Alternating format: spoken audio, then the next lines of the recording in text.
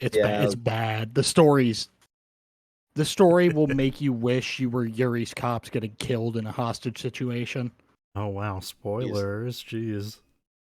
I mean, yeah, I remember like the DLC is definitely the worst part of the entire game. Like it goes on forever. There's three parts to it. It goes on forever, and it just like it got me to like where like Assassin's Creed Odyssey's DLC kind of had me, where I was like, this is cool, but like, can it just be over now? Like I feel like I've been Yeah. doing this for That's weeks. probably Like fair because from what I've played of the side missions in this game, I fucking hate them, and that was kind of the impression when I saw Cam play these ages ago. The DLC stories that kind of feel like glorified side missions that were basically lopped off the game and then repackaged.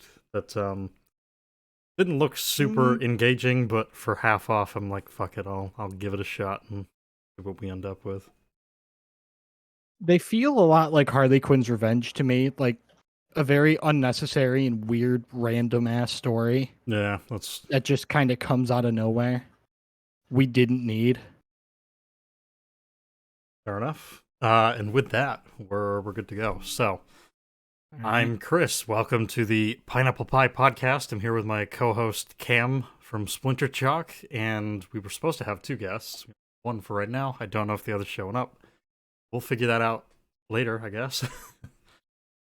We're going to, if you didn't read the title, be doing a full story breakdown for Insomniac's Spider-Man. But before we get started, I'm gonna do, of course, what we always do.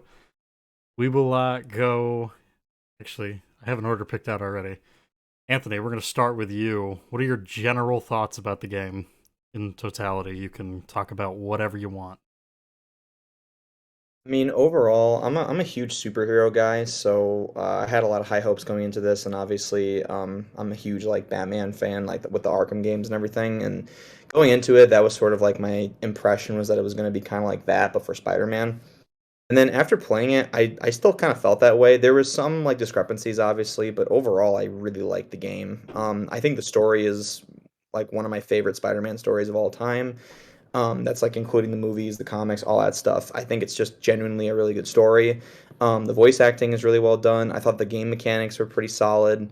And overall, I think it improved a lot of like the superhero like genre of games, especially in a time when like the media was getting over flooded with superhero content. So I felt it was like a fresh look at the character. It was like we saw him in like a different point in his life than we have in the past. So overall, I thought it was really good. I haven't played Spider-Man 2 yet, but I'm definitely going to play it at some point because I really liked the first one. Cam, go for it. All right. I first played this game shortly after it came out, not on launch, but late 2018. And it has since then, even till now, been one of my favorite games of all time. I absolutely love this game and I love coming back to it. That being said, having to go into it with more of a critical view than in past where I was just playing it to play it, um, I don't think certain things hold up as well as I had remembered. The gameplay loop being one of them, which we'll get into, I'm sure, and the story does falter in numerous different spots. Overall, I wouldn't say it's an awful story, but it's not one of the best I've seen.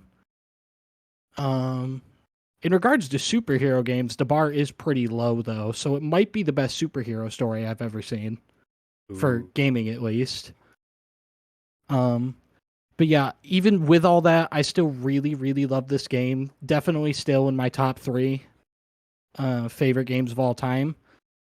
But yeah, having to go in with a critical lens has kind of made me question a lot of the things I used to think about this game, its writing and its gameplay loop, and some of the design decisions.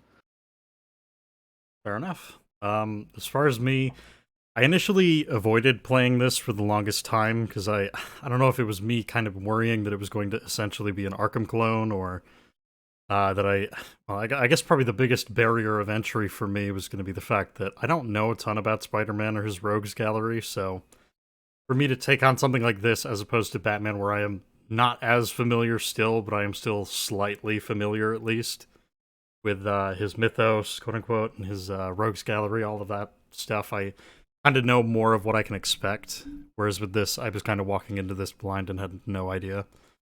Like Cam was saying, going through this the first time, I definitely had some questions about some of the things that were going on in the story. They furrowed my brow, I guess, to put it that way. And the second time through, I was kind of really, again, stewing on it, thinking about it, and we'll obviously get to more specifics. I'm trying to figure out the best way to like summarize this without going super in depth. Essentially, I think the story is a bit overly ambitious. It tries to tackle a lot of things. Some of them it does really well. I feel like a lot of them it kind of underdoes and rushes past in order to get to certain payoffs. But overall, I think there's some interesting ideas here, and yeah, I do think, like Cam said, I think the story is interesting but flawed, and probably for a superhero story, I think I would concede that it is one of the, I guess, better ones, but even still, it comes with some asterisks attached. So with that, Cam, you're taking point on this one, so you can start us off. All right. So the game starts out in Peter Parker's apartment, and it's a nice panning shot over his apartment. We see a lot of different things. We see jars with money for vacation and new laptops. We see web designs and schematics all over the place, Spider-Man tech, and eventually it pans over to Peter, who is sleeping, and on his nightstand, his phone begins ringing, and you can overhear a police officer on dispatch talking about the arrest of Wilson Fisk, which immediately wakes up Peter and begins our story. So Peter gets up. He's obviously very excited. He even says it. He's like, Fisk, and starts getting ready. And you can tell, like, this is something he's been waiting for. So, and then from there we head out into the city. So before we leave Peter's apartment, I guess, any thoughts about any of the stuff around his apartment? I think there's a lot of really nice touches. There's the dying plants, the family photos, the science lab, or the science module models things. You know what I'm talking about. Words are failing me. But those are, I think, really interesting little bits that are just kind of hitting us, sitting there on the desk. I'm gonna plant a little flag right now that'll come up for later, which is there's the web shooter blueprints in the notebooks and the newspaper clippings and the spider drawings and some of the various post-it notes that are on the wall and all that. They're interesting little details, sure. I think there's some nice little things that we can glean from them about Peter and what he's done in his the recent past and different triumphs and failures that he's had and yada yada yada. Kind of help us get into, I guess, his psyche, but at the same time, I don't want to get into why, but it's going to be incredibly relevant in like probably 2 hours in this recording. So I'm just gonna plant that flag and then leave it at that. All right. And then, yeah, I really like sort of the visual, not visual storytelling, but the glimpse we get into Peter's character through his apartment. It's very messy. Mm-hmm. He has post-it notes everywhere, and multiple of them are talking about how he needs to pay his rent. Before he leaves, he bill for his rent slipped under the door, and he chooses to ignore that to go be Spider-Man. And this intro just does a really good job at showing how detrimental Spider-Man is to Peter's life. And I really like that, getting that front and center and showcasing that. Mm-hmm. I think the post-it notes do a fantastic job of that. That it's pretty much all of them, with the except, well, I say most of them rather. Like you said, there's I think 2 of them that are about rent. There's one that's about picking up May at Feast. There's another one about just doing laundry. There's it's basic stuff that essentially he's pushing most of this off in order to assumedly pursue being Spider-Man, which is an interesting little thing. Again, it's just It's, I guess you could say, superficial. It's all just post-it notes, but it's still something that's interesting to think about. Yeah. Yeah. Yeah, I'd say so too. Again, like, I didn't mean to interrupt you. No, you're good. I I was just gonna move on, but if you have something to say, then yeah, I definitely want to hear I'll it. just end with a final note. Again, like going back to what I said earlier about the story and how we're seeing him in like a different part of his life. I think just like this whole like visual was really cool because you see like his toaster's like obviously been like modified so that it'll pop the toast up automatically and all this other stuff. Like I think it just goes to show how like different Peter is now. Like he's an adult, so he's got his own apartment and Hmm. he's made all these modifications and stuff. I just think that was a really cool touch that they did. And I this is honestly exactly what I expected like Peter Parker's 20-year-old Peter Parker's apartment to look like. There's some posters. There's like a all different stuff. There's like a picture of May. I thought this was a really good way to introduce him because like everyone remembers Peter like Spider-Man as like a teenager and like kind of irresponsible, but in this Yeah. we kind of see him we kind of see that, but we still see an older Peter Parker who's like got priorities, obviously. So yeah, I thought it was really well done. Yeah, Actually, go I ahead. do want to Go ahead. say that too, that you said that in the intro and I forgot to mention it too. I do really like how fresh this take of Peter is. We finally get to see him not as a teenager, which the movies and shows love to push lately. Hmm. We get to see him as an adult. He's super technology based, which a lot of people don't like. I don't mind. And just the point he's at in his life does fuel the story a lot. And I feel like it just makes him so much more interesting than if he were a high schooler going through the same story he does in every other piece of media, where he's in high school, but he's got drama with MJ or Gwen Stacy, but then he fights a villain and then they get together at the end and then they break up and all that. We're getting a new, fresh take, which doesn't objectively make it better, but it helps to make this stand out. I think one of the biggest indications of that was we skipped over it. I completely forgot, but the memorial flyer for Uncle Ben. That to me kind of signified the same thing that the MCU Spider-Man does, which is like this is a plot beat most people are expecting. We're skipping right past it. Everyone can infer what happened because you've seen it 100 fucking times. So we're moving on from that, and we're moving into other story beats that, like Anthony was saying, having the apartment.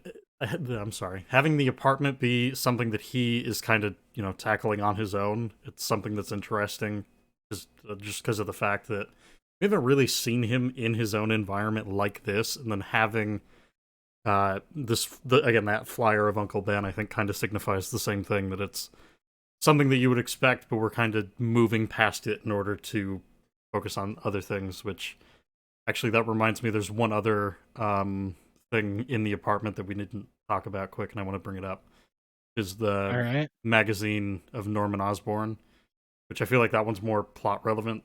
So I did write down the quote, which the title I believe is Osborn, and then a semicolon. It's not secrecy, it's survival, and then the bottom of the magazine headline or clipping, whatever you want to call it, says Oscorp is often criticized for the company's culture of secrecy, but CEO Norman Osborn insists that in a world of corporate espionage, it's the key to their success, which I think is really interesting to consider as you look ahead to what's going to come with Norman later in the game. Yeah. Very interesting, actually. All right. So moving on from Peter's apartment, he suits up and heads out. And on his way out, he makes a call to Yuri Watanabe, who is a police captain in New York City, who he has been working with, presumably at least. And she tells him that he really can't be a part of the Fisk arrest. Fisk's lawyers are very particular, and they know that if this doesn't go by the books, it's not going to end well in terms of getting Fisk sentenced. So Peter is directed to not City Hall, Times Square by Yuri. He says his men are trying to stop her men from reaching the Fisk Tower to make the arrest. And so we go there, and this is where we are introduced to combat in the game. So do we want to get into the combat discussion now or later when we've gotten through more of the tutorial sections? If you guys want to tackle it now, we can. I have a whole rant later on about one specific section and kind of like the culmination of everything that I have issues with as far as the combat system, so it's up to you guys. I I don't care. We can talk about the combat now if we want. I almost think we should save it actually because of what Chris just mentioned. So we'll get into it. We'll get into it probably after this first mission. Actually, hang on real quick. Just one thing that I think might be interesting, because we talked for a bit about Peter's apartment. I'm kind of curious, what are your guys' thoughts on his dynamic with Yuri? I really like it. And I like how it's built subtly, how much they trust each other. It's not in your face. They're constantly being like, I trust you completely. But they're showing the audience and the player through their actions that they do trust each other. Yeah, I think that's Yeah. about where I'm Yeah. at. I was think gonna say it's- it's around the same vein. Yeah. It's a really It's subtly nice done. to have like Go ahead. I was gonna say it's nice to have like pre-established relationships instead of having to like build all of his relationships from the ground up. So it's nice to have like, and also I think Yuri was an interesting character in the first one, so I really liked their dynamic overall. Like it seemed like, you know. Yeah. Sorry. Anyways, So- keep going. So this is where I run into my first like big issue. Not big issue, but like criticism. And it's the scene as soon as you get to Times Square. There's Fisk's men firing on the cops, and then they stop once they have them cornered, and one of them literally looks like not into the camera, but almost directly into the camera and just goes, "Bring in the hammer," which already is a little cringe.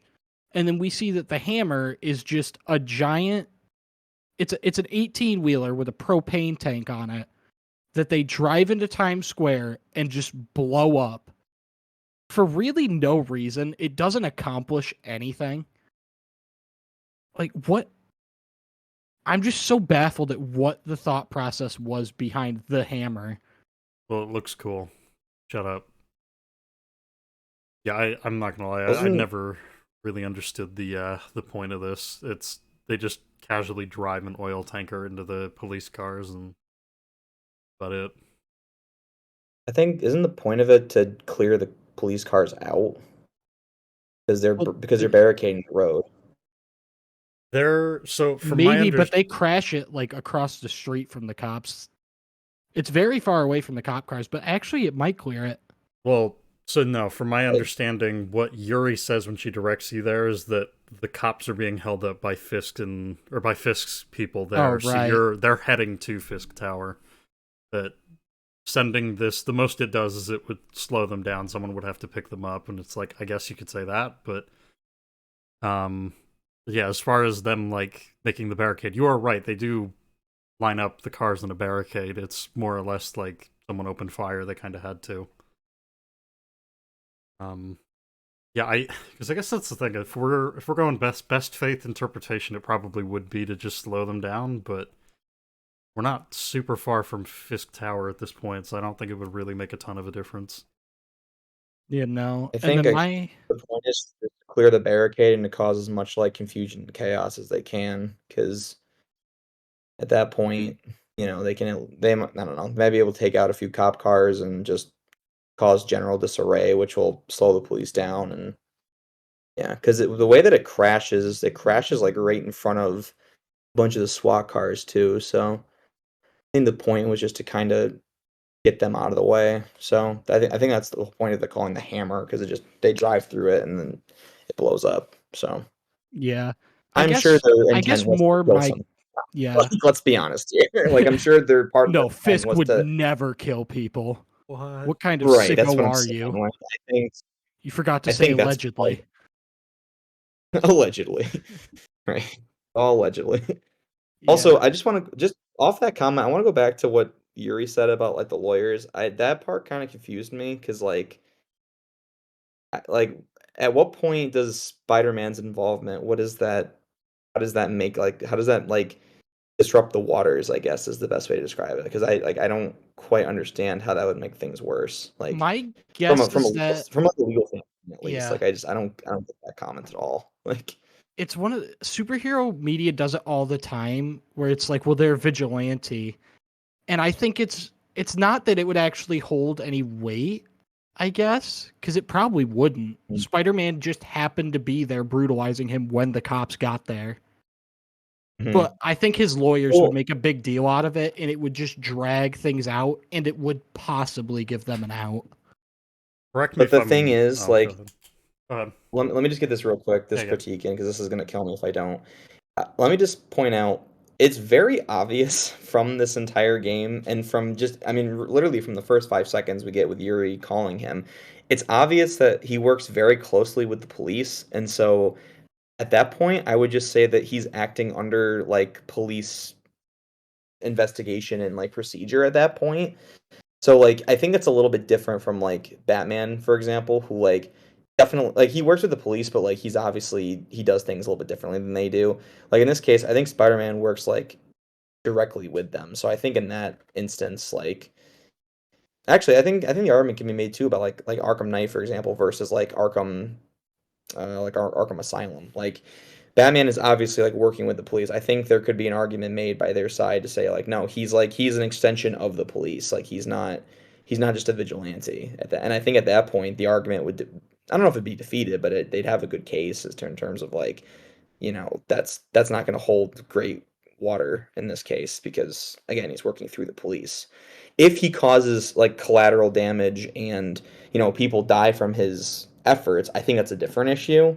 But if no one's hurt and he's literally there simply to apprehend Fisk, who obviously is a bit too much for the police to take by themselves, I don't think that would be an issue. So I don't really think it makes a ton of difference if Spider-Man is there. Again, assuming that there's no collateral damage, nobody dies from his efforts specifically. Because I think that like the tanker truck, I think we can just exclude that because that's Yeah. Spider-Man Yeah, was that's not not there when that him. happened. So excluding that, as long as there's no collateral damage to people, which if I remember correctly, there is in this game because I think doesn't the tower like almost fall completely? I have no idea. I I think from don't. their fight, I think that's the whole point is that the tower is like slowly collapsing, but we'll push that aside for right now until we get deeper in the analysis. But from a surface level, that statement doesn't make any sense. Like I don't know, The I don't see the merit in like saying like, oh no, you don't get involved because it's going to be an issue with the lawyers. It's like, well, no, not necessarily. If he works as an extension of the police officers, I don't also know. that's the thing. What I was going to say earlier. As far as I'm aware, vigilantism in this case, it would basically make any evidence that they gather as a result of his involvement inadmissible. At least, Hmm. and again, Not that's as far as I'm necessarily. aware. But Not yeah, necessarily. that's Basically, I don't know. If I had to guess, they don't want him intervening because that if they claim he works as an extension of the police, that just opens the department up to more issues in terms of they now officially would have an unnamed, you can't put a face to him, nobody Mhm. knows who he is, superpowered, can lift 10 tons of rubble, mutant just running around doing whatever he wants with the police backing him. And I feel like the lawyers would try and use that sort of distorted, not fully true view. That more it's just if they can avoid anything that could cause trouble, they're going to. Which is why I think Yuri lets him go in once she's seen like her men are getting killed. They can't get in. They need Spider-Man if they're going to apprehend him. yeah. I think that's No, I about think what that's I'm completely leaning fair. towards. I Yeah. I would agree with that.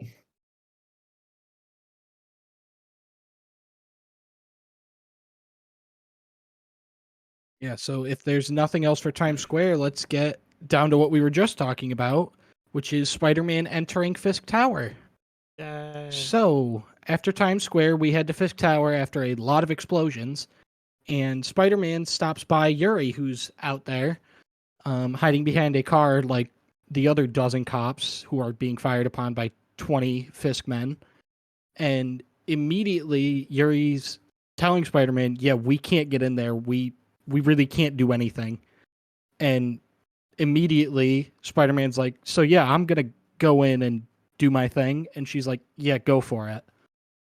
So then Spider-Man heads into Fisk Tower while being shot at by like 15 guys, and none of them hit him at all. Well, he's not at all trying to dodge any of their shots. He's just web swinging, and they just miss every shot. I don't know why Fisk pays these people. And then we are introduced to a still tutorialized section of combat, but less tutorialized. You're given a lot more freedom here than in Times Square. And it's basically just a few waves of Fisk's guys, and then you are tasked with heading deep into Fisk Tower. The deeper you get into Fisk Tower, Yuri eventually calls and tells you that Fisk has been wiping evidence from his servers, and they need that evidence to put him away for good. So Chris, I know you had a note about that. So before we get to that, the first question that I've got is, so what evidence did the police have on Fisk that he's just willing to wage war on them? Then you also have Yuri's comment that it's like, oh, we need everything that's on the server to put him away. How can you simultaneously have both? That he's willing to just kind of open hellfire on the city, use choppers and rocket launchers and send like 200 fucking guys to just go murder random cops and hold up people in Times Square, but yet he also has to wipe everything in the server room so that they can't actually put him away? Yeah, this whole intro kind of doesn't make sense in terms of we're never told what they have on Fisk, so we don't know why Fisk is going this hard at them. Mm-hmm. And if Fisk is willing to go this hard at them, then I feel like whatever's in the server room shouldn't be the smoking gun. They should have more than enough without that. If he's willing to literally wage open war on the streets of New York against the cops. Yeah, it feels a little bit silly. I really wish they dove more into the Fisk case and how we got to this point. I don't even think it takes much. I'd just like a little bit of build up, maybe explain some of the evidence or some of the work that Peter has done to help build this case or whatever the case may be. That might work a hell of a lot better as far as building up the tutorial sections of the game, and you can cut some of the shit that happens later to work around that. Yep. I think part of the reason, and this is just me playing devil's advocate, I think part of the reason is that they just wanted to get to like as much of the tutorial as possible, and so cutting some of the finer details like that, I think makes it easier for them to just like kind of throw you into the scenario without giving you much like background, I guess, if that makes sense. I can get what you're Yeah. saying. I would think the opposite would work better, though, building up because Arkham Asylum, I think, has sort of the same problem that they mention the Joker going to City Hall, that he gave up almost without a fight, and it's like, oh, you could have used that as like a combat tutorial maybe, but they didn't. Whereas with this, like most of the enemy types that we meet here are the basic ones that we get throughout the game, so using them as like basically, I guess, cannon fodder, quote unquote, as we start looking into, Fisk properties or gathering evidence or whatever, I think would have worked, and it would also give us a little bit more sense of, a better sense, rather, of what this world is and how long it's really taken for them to build this case or whatever the case may be. And again, it's just a thought, not saying they necessarily have to, but that was just the way I was thinking about it. Yeah, because, see, I would almost say like the reverse of what you're saying, where I'm fine with this intro being them taking down Fisk. There's multiple missions where Fisk is involved, and there's even a side mission where his guys are trying to break him out of prison.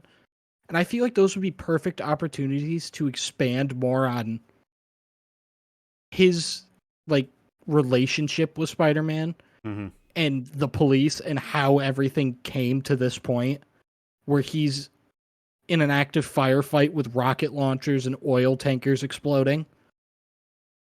That I feel like he's taking such drastic action for us not to know why.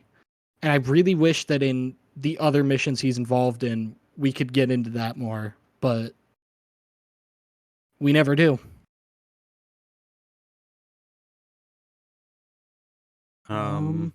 My other note, I got rid of it a long time back when I was looking back through my notes, so I'm still good to keep going. All right. So, next up, with Yuri telling us to head to the server room, we, surprise, surprise, head to the server room. And when you get to the server room, Spider-Man has a line that I love. He says, if I go in this way, they'll destroy all the evidence. And he's talking about the main door to the server room. So he finds a vent and heads in through the vent. Now, going in through the vent, you can perform a vent takedown on a guy, which is stealthy. That vent takedown is not only optional, but it's a single enemy. And after you take him out, Spider-Man drops into the middle of the room and goes into open combat. So it's fine for him to enter in the middle of the room in open combat, but not from the door that's only 10 feet away from the middle of the room. Otherwise, they'd destroy the evidence. The evidence that's being destroyed on a timer, mind you. Yeah, the evidence that's already being destroyed. I got nothing. Yeah, that line just was so dumb, I couldn't even imagine what went through their heads writing that.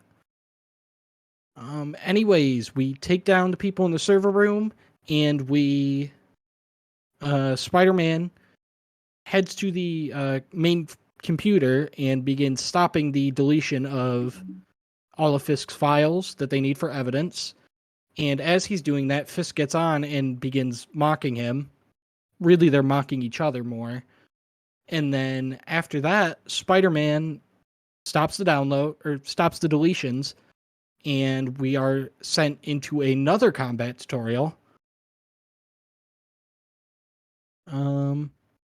Which, when you're done with them, there is a bomb squad that comes in, because bombs are just all over the building now. And things are blowing up, hostages are trapped, and you're tasked with going to save them. And after saving them, rocket launcher enemies are introduced. And I know, Chris, you have a lot to say about that. Yeah, I have one quick note that I'll get into after, but if you want to go for it, go right ahead. My only huge note, because I just couldn't think about how I would improve it. But rocket launcher enemies, I don't think they're an awful concept. The fact that they're a common enemy type and that they have no regard for their allies, they'll shoot at you when there's an ally sitting 10 feet from you. They'll shoot at you and hit an ally as it's going to you. They'll shoot at you when you're right in front of them, too. Yeah, they'll just suicide bomb and kill their friends. I don't understand that. I feel like if they just made the rocket launcher enemies a more specialized type of enemy, they only appear every once in a while, and they're really a threat, I think that would have worked a lot better. It feels weird because especially, I think the most comparable enemy in terms of different games would be the snipers in the Arkham games. That they are incredibly limited as far as what situations they actually apply to, but they are high damage. You have to really, calculate how you're going to get rid of them, and you have to basically build the way that you're going to take them out around your playstyle and how you're going to clear a room or whatever the case may be. And there's even rooms that are designed that it's there's hell, the Monarch Theater at the end of Arkham City, there's I think 8 to 10 of them. You have to take them all out, and eventually they either will realize people have been taken out and start to look for you, or if you fuck up, they'll eventually find you, whatever. Whereas with this, they're treated like a regular enemy, but they're guys with rocket launchers. Are we really... That's not just a common fucking weapon that everybody can pick up and have. Except for, I guess if you're in a prison, but we'll get to that. Yeah, we'll get to that later. The rocket launchers in the prison armory. That'll be fun when it comes up. Yeah. But, you get what I'm saying?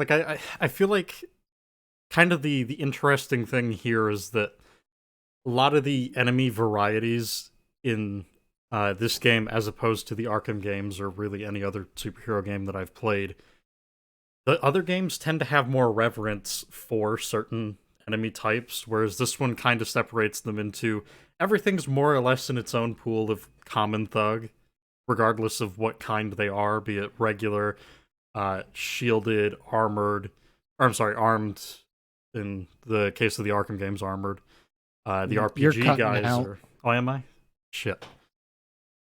Okay. What was the last thing you heard? I'll keep going. You listing the enemy types. Okay. Well, point being, so like really think about the different enemy types that are in this game. You know, the regular thugs, the armed thugs, the armored thugs, the RPG guys, the shield guys, whatever. Essentially, they're all sort of more or less treated the same. You have different ways to take them out, but they're all just kind of regular people. There's not really any reverence to taking them out, as opposed to the other superhero games that it seems all three of us have played, where there are significantly different ways that you have to take out each enemy, in which obviously that's the point of comparison, but sort of the point of contrast is the fact that, like in the Arkham games, the snipers are treated in a different way. Not only are they completely different from how they, handle armed thugs versus the snipers, but you also have to really go out of your way to take them down, and you do have to treat them significantly differently than any other enemy type in the game. Whereas the rocket guys, for carrying a weapon that is extremely uncommon in the real world, it's just kind of a thing. It doesn't matter. I think a lot of odd. those types of issues with this game and the next two kind of spawn from these games' lack of distinction between combat and stealth. A game like Arkham, it is very clear when you're in combat, when you're in a combat situation and when you're going into a stealth situation. Whereas in these games, you can flow in and out. And I feel like a lot of sacrifices had to be made to accommodate that type of system. And I kind of wish we got a more focused stealth experience. Yeah, I in order I to agree. like accommodate armed thugs, people with guns, people with rocket launchers as being more threatening than an average thug. Yep.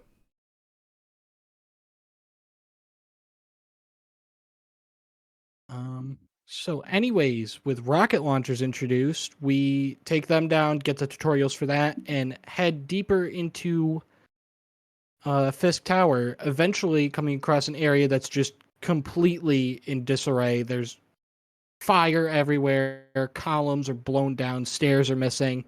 And I do like this. Spider-Man immediately comments on seeing it. Man, how'd the Bomb Squad guys get through this?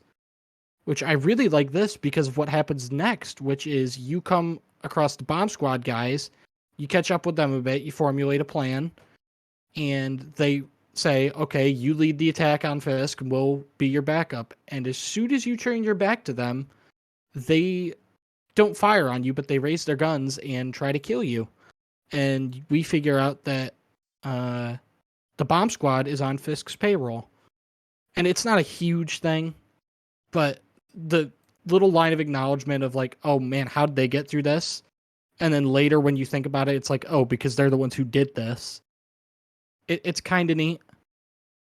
And with the introduction of the Bomb Squad, we also get the introduction of shield enemies, which fairly standard. You just hit them, dodge around them, hit them again. Nothing all that noteworthy. And from there, we head to Fisk, where we get our first official boss battle of the game. But before that, we have a cutscene where they, just like they were in the server room, continue to not banter, sort of mock each other. So, do either of you have anything to say about kind of not their last character moment, but one of the more notable character moments between these two? I like their banter. I wish this game did more with their dynamic, but we're going to be saying that a lot, I think, you and I. The little bits that we get of Fisk, I do quite enjoy. It's a shame he's not in this game a ton.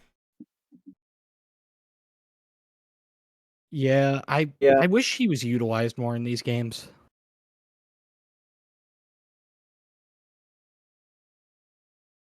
yeah. I mean, I kind of can say the same thing. I don't really have much to add, to be honest with you. Other than him destroying the desk, which I thought was kind of funny, but also like, oh my God, like Like that's he not had good. this dude's big.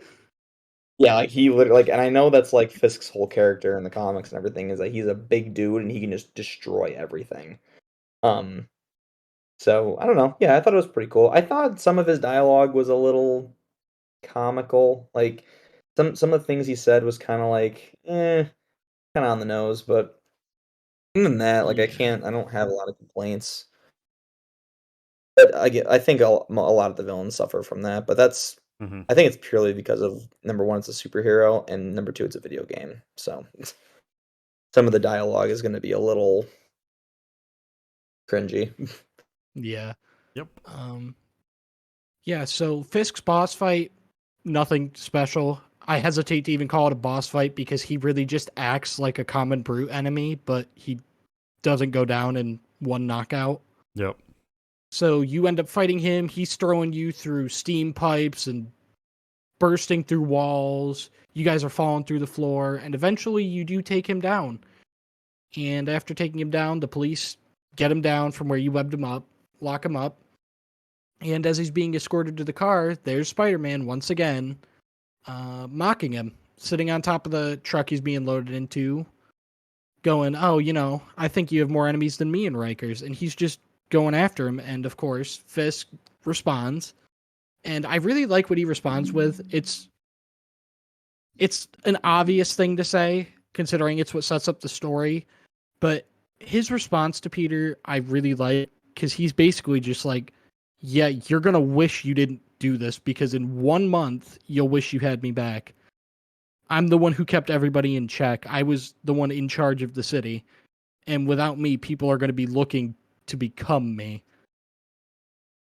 That, I guess it's not super praise worthy, but just having that acknowledgement, I guess, of, yeah, there's going to be a power vacuum. The tides are going to drastically change in New York because of this. Don't be too happy about this moment. I like that acknowledgement. I do think it would hit more if we had a little bit more of their history, either through other side missions or more of the main game. Because the hints that we get, I think, are nice, but I don't think it's enough.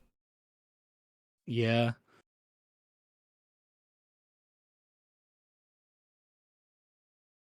Other than that, I think that's all I have for that section. All right. Well, with Fisk now down, that leads us to the second mission of the game. So, one thing I skipped in the first mission is a call from Peter's boss on the way to Fisk Tower, telling him that they need to get ready for the testing before the grant committee shows up. And after finishing the Fisk mission, we finally get to go to the lab and meet his boss, who we quickly find out is Otto Octavius. And their fit test appears to be for external prosthetics for people who have lost limbs and whatnot, which anyone who knows anything about Otto Octavius should immediately recognize, oh, that's going to come up eventually. Yep. Um, you, Peter walks in. Um, Peter walks into the lab. Immediately, things start going wrong. There's computers catching fire. Otto's being shocked by the devices. He has to abort the entire test and unhook all the equipment. Room's covered in smoke. And then all of a sudden, the grant committee comes out. And immediately you can see the damage control Otto's trying to do to keep them in good graces after this very clearly detrimental incident. So I have quite a few thoughts on this scene, this whole mission in general. But with where we're at now, any thoughts? The most I have, I think, is after this cutscene, so I don't really have much of anything. I don't know if Um, either of you have anything to say. yeah. There were a few things for me, but Anthony, if you've got anything. I don't think I have anything for this. Yeah, so mine are pretty minor. They're not like huge things, but they're kind of neat things. Well, the first one's not really neat. It's showing up to the lab. You swing there as Spider-Man and then enter a door on the roof. And after entering the door on the roof, you then change out of your Spider-Man suit, get into the lab clothes, and then head to the lab. So I have it in my notes that this is also a problem that definitely applies to Feast and Peter's apartment, but this is dangerous. You cannot just be swinging around the city and then out of nowhere stopping at random buildings and changing out of your Spider-Man costume. Because the second people start realizing, Spider-Man's consistently showing up to Peter Parker's place of work and Peter Parker's apartment building and the place where Peter Parker's aunt works. That's weird. Granted, it would take a lot of work to deduce all that, but at the same time, it's not like Spider-Man's an underground, nobody's ever heard of him figure in New York. So I really don't like just swinging to the lab and then changing clothes right there while everyone can see him entering and exiting this building consistently throughout the story. Especially with taller buildings nearby, it just takes one camera and kind of over. Oh, yeah. Yeah, cameras don't come up a lot in this until the story needs them. But, you know. And then there are a few little things that I have during the conversation before the grant committee comes in that I thought were nice. The first one is that the way the tubes are hooked up to Otto for the test, they aren't his arms, obviously, but they look a lot like his octopus arms, which is a nice bit of foreshadowing. And then the other detail it's small, but they put in the attention, and it was very clear to me that this was an intentional bit added to the cutscene. Was you could see as Otto's moving his arm while talking to Peter at first, the prosthetic behind him has a bit of lag, like a full second or two of lag. It's not negligible, but just establishing that they're not really where they could be yet. They've made breakthroughs, but they're still kind of struggling to really get this off the ground is a nice touch. Yeah, I think it's a neat little thing that you can kind of see the fruits of their labor, but it's not really where they need it to be. Yep. I think that's part of the pressure for the grant committee as well, because they Yep. like they're coming to approve a grant for their research, and like things are like going awry, and this is like the one day that nothing can go awry. Like at least Yeah. that's the idea to it. So yeah. Yeah. Yep. So with that, the equipment catches fire, like we said, they abort. Grant committee comes in, and immediately Otto's trying to defuse the situation. He tries to even spin it into a positive that this accident happened. Grant committee's obviously not having it, so they pull him aside, and he tells Peter, "Okay, you go home for the day. We're not going to be able to do anything else." And Peter, rather than listening, stays behind and decides to try and figure out what exactly went wrong. And this is where we're introduced to the circuit puzzles. I have never had something as tedious be thrown at me in a game since BioShock. I like the BioShock ones better. I don't know. It's just, it feels like they were trying to do mini puzzles that you get done quickly, but these are too long to be the mini puzzles. Something like a mini puzzle would be the cryptographic sequencer, or the puzzle you get when you do the Oscorp towers in this. That's a mini puzzle. It's quick to execute. You really don't notice it's there. But when you're consistently pulling up a goddamn mobile game with electro circuit boards and different electric levels you need to meet, it's very, very distracting. Yeah, a little bit. And I would almost be fine with it if it was isolated to Peter sections of the game. But these circuit, and as we're going to get into soon, the spectrograph puzzles, they consistently appear in Spider-Man sections too. Not nearly as much as in Peter's, but they do appear somewhat frequently. And it's insanely tedious. I don't understand these puzzles. And then, obviously, this isn't about the second game, but the second game doubles down on these types of puzzles, which Yay. a brilliant decision. So yeah, Peter investigates the prosthetic. He finds out what was wrong and fixes it, and then decides to look into other materials Doc was considering for the prosthetics. So that's where we're introduced to spectrograph puzzles, which I literally have it in my notes here. The only note for this is thank God they added the option to skip puzzles, because these are very tedious.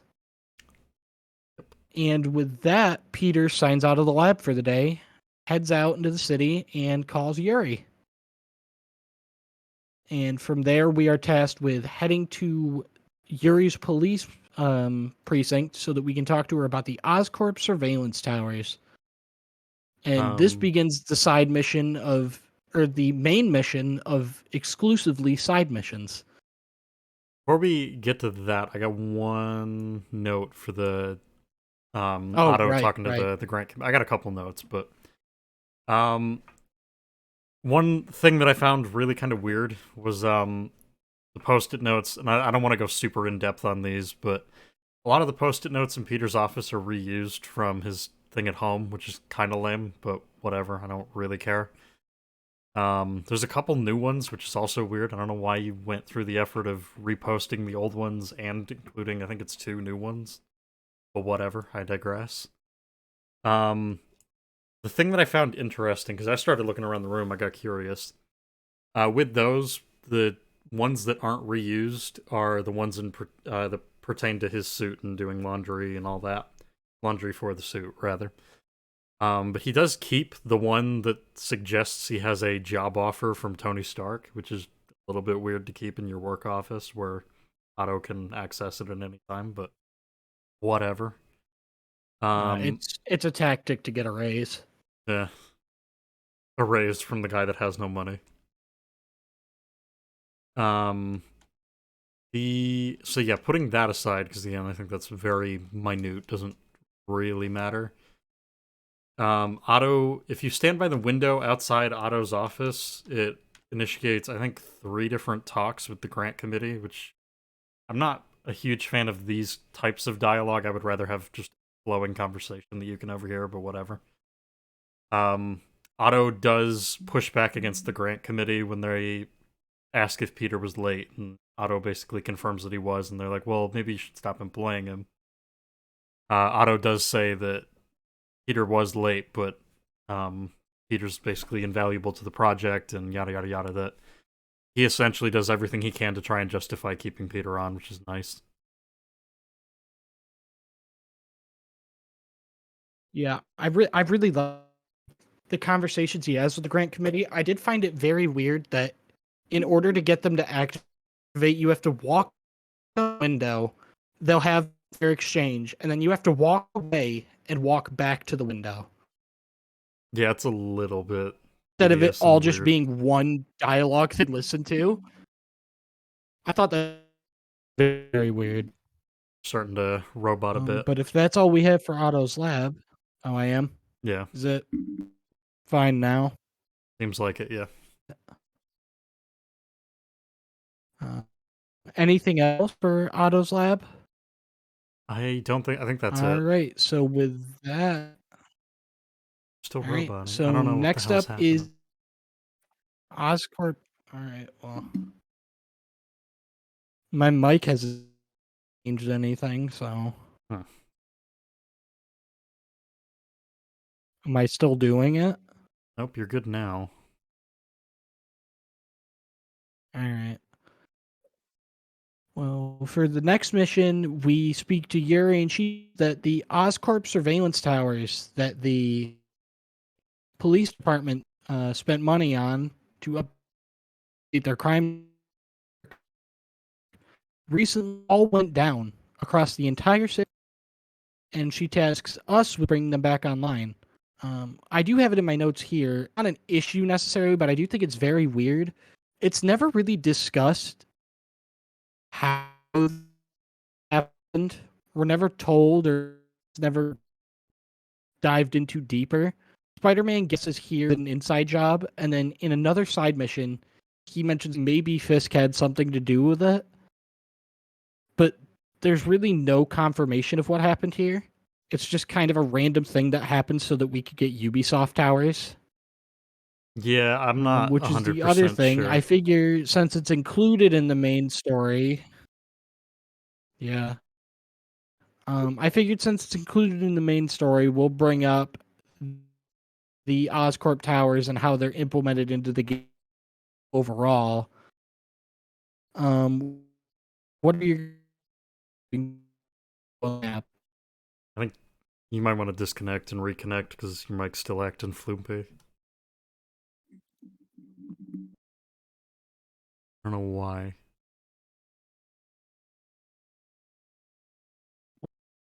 Working now? Seems like it is. If it acts up again, you might want to just leave the call and then rejoin quick. All right. Sorry, Alright, you were so saying. any thoughts on the Oscorp towers and having to unlock up in this game? Because I know this is a big complaint this game has with a lot of people, myself included, is the implementation of the Ubisoft mapping unlock system. I don't particularly love them, but I have way bigger gripes than this in this game, so I don't really care. Yeah, it feels very Yeah, place in a game like this.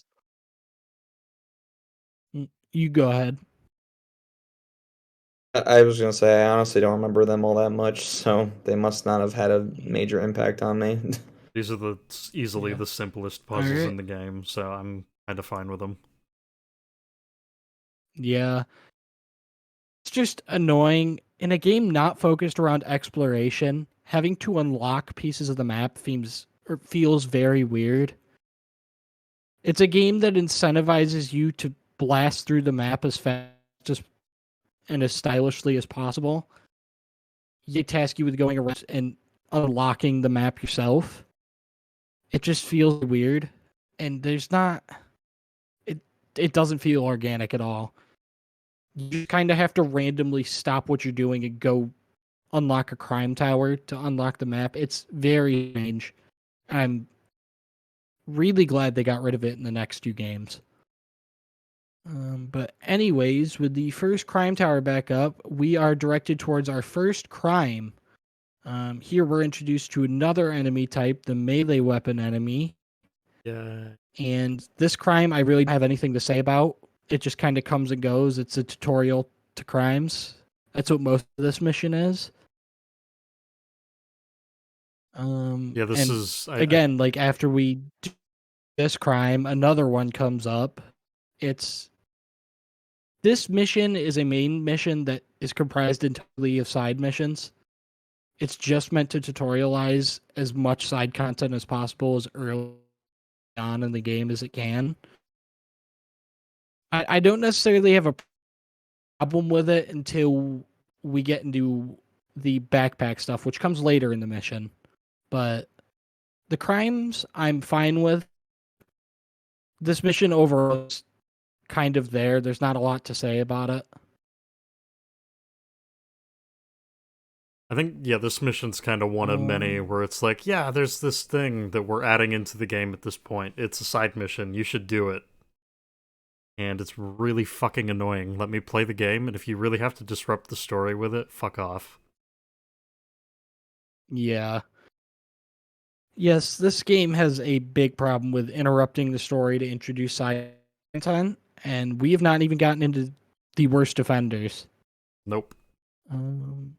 So after bringing the first Oscorp tower online and then completing two crimes, we once again bring another tower online, and from here we are introduced to the backpack side mission, Oh, my favorite. where after activating the Oscorp tower, we start picking up RFID signals that are being detected by the tower and relayed to Peter's phone. And these turn out to be old backpacks of his from high school, which he put checking dots onto. I have a lot of problems with these backpacks existing, but I figure I'll let you two take a crack at it first if you want to. Well, sure. There was one thing that actually just came to mind. So these are being pinged off of police towers that obviously the police officers have access to. So thinking about it, obviously some of these backpacks are in areas that they can't get to, but some of them are. So if your average cop decides to just look into the random RFID signal that's consistently coming in at this one spot all the time, they will eventually find a backpack that by chance could contain something that easily identifies that Peter is Spider-Man. Yep, I have multiple examples written down of things that just for sure show that it's him. There's a locket that has Uncle Ben on it. There's a hospital bill's name on it. There is an ID for Oscorp with his name on it. You're roboting there really is bad a right now. I don't know what's happening. Nothing I'm doing is solving I think you need to leave the that. call quick and come back. I don't know why it's doing it. Did that fix anything? Still doing it. I don't know what the fuck is going on. I'm gonna see if it's maybe something on my end.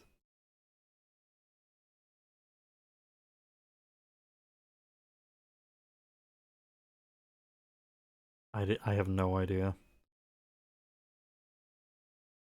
I don't know. OBS is saying my audio keeps coming to fine, so I don't know. Anyway, keep going. Sorry.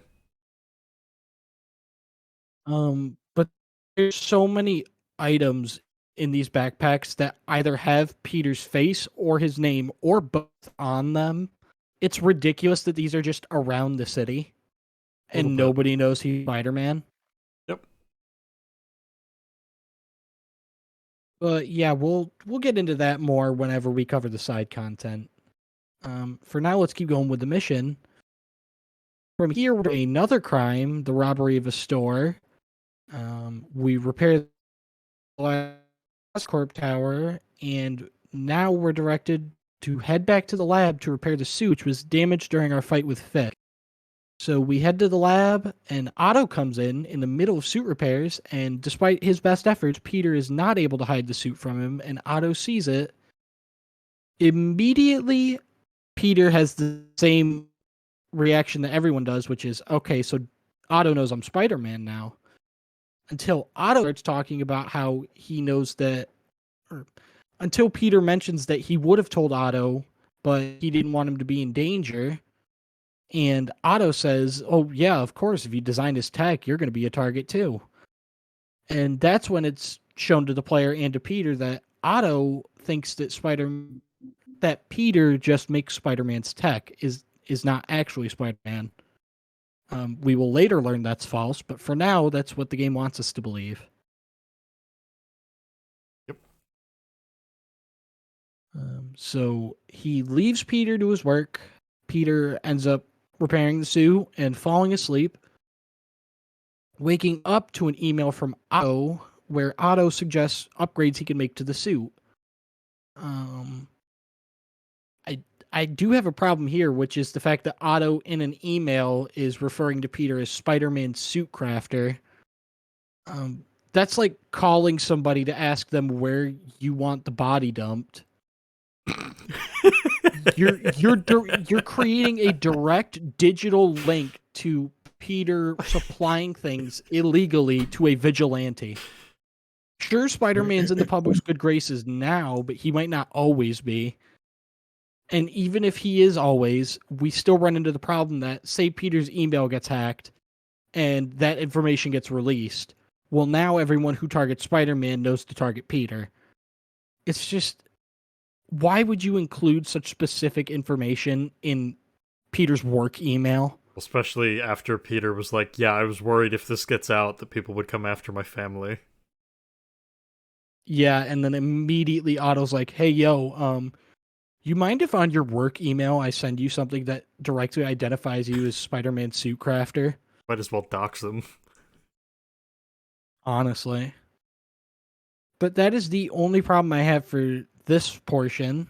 I do If have any of you have anything. I have one note. It's not necessarily pertaining to this. It was around this section of the game that I encountered this problem. I think you might know what I'm talking about, both of you. Maybe you both ran into it. I don't know. This was the first of many calls and podcasts that I had to actually stop playing the game so that I could make sure I wasn't missing any information. That's Yep. the call length and the podcast length do not necessarily line up at several points in the game with where you start web slinging and where you have to actually end up. So if you do what I did, I had to actually stop at several different points and basically just kind of wait for everyone to stop talking, then go into the main objective. And because there are so many objectives that will not actually let you get within like 100 meters of that destination before they start, it's really, really aggravating to have to kind of try and map out where I can stop before the game just kind of auto decides that I've moved into the next thing. So it's one of those things. I think as far as the grand, like in the grand scheme of this game, I think it's a smaller issue, but it is still incredibly annoying to have to do this or run the risk of just losing information that's relevant to the story. Yeah, this game has a bad habit of having dialogue run longer than it's going to take you to the task it's supposed to play during. That you'll be going from point A to point B, and it'll take you a significantly shorter amount of time to get from point A to point B than it will for Aunt May to tell you she forgot her dildos at your apartment.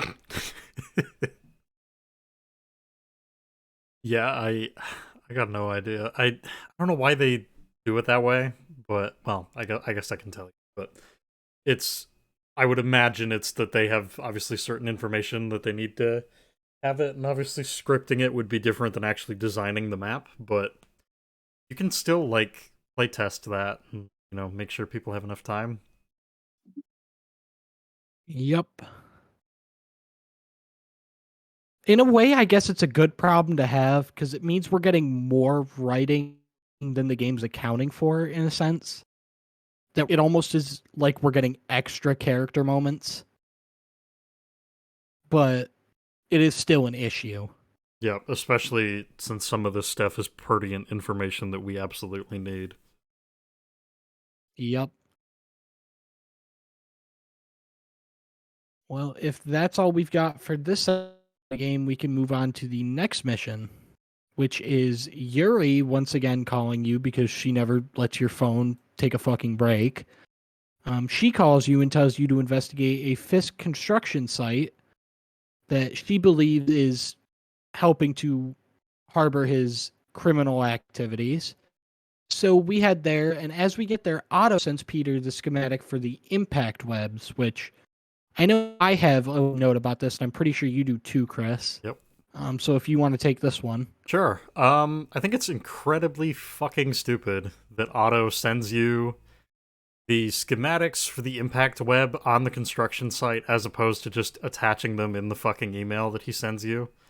Which I guess this is the thing. It's like, well, wouldn't it be worse that he attaches the impact web schematic to an email he directly sends Peter via his work email? It's like, yeah. He also name drops Peter as Spider-Man's suit crafter, so fuck it. Go the full 9 yards, you might as well. And at the same time, This is another thing. I'll add this to your note because you're saying the exact same thing I have in my notes. You're not talking about in universe. Why didn't he do this? Because in universe, it is explained. He just thought of the impact webs and sent them. Chris is talking from the writer's perspective. It would have been less intrusive to not have to pause here. Yeah. And instead, the game paused while it's already paused because you're already making stuff. Have you make the impact webs? Yep. Yeah, it makes a hell of a lot more sense for you to do it this way, especially when you consider the fact that when we had the advanced suit given to us by Otto, we already had the menu open at that point, so you can literally just have us hit the fucking tab button, and it unlocks, or it moves us over to the gadget thing, and then we can just craft whatever we need. That doing this, Yep. I do also. you essentially just made it more complicated to teach us something that you could have taught us before. It doesn't really impact anything substantially, I guess, but it just makes the game feel more segmented and gamey. Yeah, I do also have. It is also more unbelievable because now I guess Peter just has the things he needs to craft the impact webs just on him. Yep. While he's in his skin tight suit with no pockets or anything. Whereas I feel like he would actually have those materials at the lab. Well, he just shoved them in the old prison wallet, you know? Ugh. All right. Well, anyways, from here we are sent to. Well, no, we're already at the base, and from here we are shown the base side missions. It's tutorialized here. A lot of stuff is tutorialized here. Actually, we get an introduction to the base system and base tokens. We get suit power tutorials. We're shown how to deal with large groups of enemies without really any help from the game telling us what to do. This is the first time, as far as I can recall, that the game really just gives you a group of enemies and says, take care of it. Yep. So a lot's happening this mission gameplay-wise. So, any thoughts on the first Fisk base? I mean, this is more of a general note, because we're gonna get, from this, basically, the game also introduces the landmarks, and the reason that they do that is, I think the way that they explain it anyways, is we need the landmark to essentially describe and pinpoint the exact areas of these bases and put them in perspective and in relation to the areas around them, which I feel like is clunky as fuck, considering you would just know the address of the place, but okay. So I have it in my notes. What he says is he needs to recalibrate his mapping software. So, okay. Peter does say after taking the first photo that the story makes at the Empire State Building that his map is recalibrated. Oh. So after that, there's really not an in-universe reason he's taking these photos. He just kind of is. Nope. The external reason is that they needed another collectible for the fucking token system, which, believe me, we are going to talk about that because I fucking hate it. Yep, I have that next, but I think I'm going to move that back to when we get to the research tokens, because right now we only have 3 of the 6 tokens introduced, so we'll save that for the research stations. Alright, fair enough. For right now, with the first base done and landmark tokens introduced, we get a call from Martin Lee telling us that May's party will not be starting at the correct time because the cake for it is running late. Now, if you're like me when I first played this game, you have no fucking clue who Martin Lee is. Yep. But don't worry, you will learn a lot about him. Sorta, maybe. Yeah, maybe.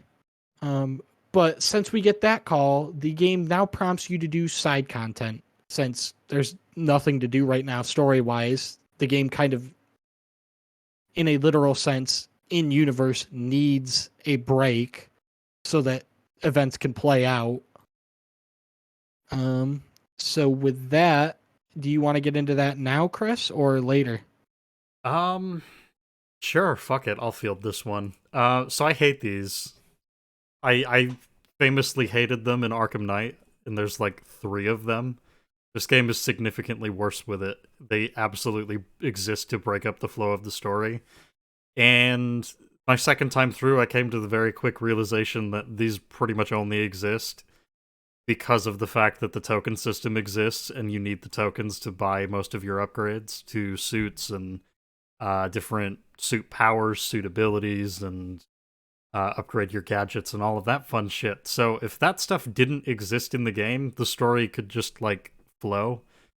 And then especially with this section, where it's like, oh yeah, Aunt May's party, which we were not at all informed about in this story at all, is the call from May and Fisk Towers about them doing dinner later that night. That's not, I don't think, pertinent to this, isn't it? So I'm a little bit confused about that, and I'm pretty sure that never comes up again, but whatever. It actually does. Oh, okay. But, my bad. Yeah, Um, that will come up when Peter becomes homeless. that's right. Okay, my bad. Point being, this entire section feels really out of place because you essentially get a call from a character you don't know about an event that you didn't hear about. And they're like, oh yeah, this thing can't start yet because we're waiting on a cake. So you do your thing.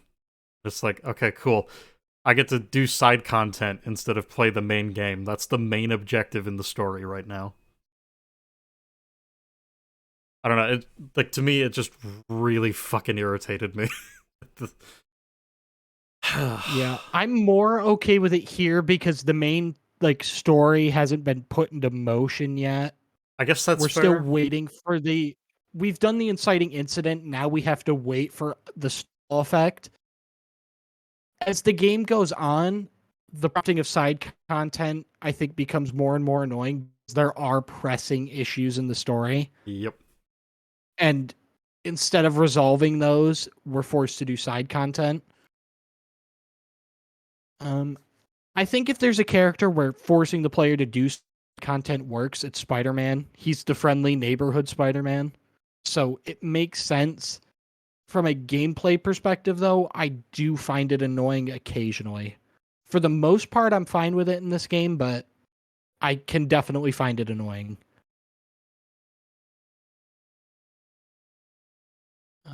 But with that aside, while you're doing side content, you will get it from Peter's landlord, Mr. Muggins. And he goes ahead and tells you that if Peter does not pay his rent by the end of business, the end of that day, then eviction proceedings will begin. And Peter immediately starts pleading that he gets paid at the end of the week, make it up then. And his landlord's just not having it. And this, I guess, is not important, but it will be relatively soon. Plant that flag. So just keep that in mind. And after that, Martin Lee will call and tell you that the party's ready to go. And from here, we start the mission for She's a Jolly Good Fellow. Oh, which before we get to this, Peter. So I did try this. Literally anything that you do will progress the story. So after Martin Lee's call, if you do a tower, Lee will immediately call you. If you collect a backpack nearby, Lee will immediately call you. If you take a photo, Lee will immediately call you. It literally is just do a side mission, and then it fucking progresses.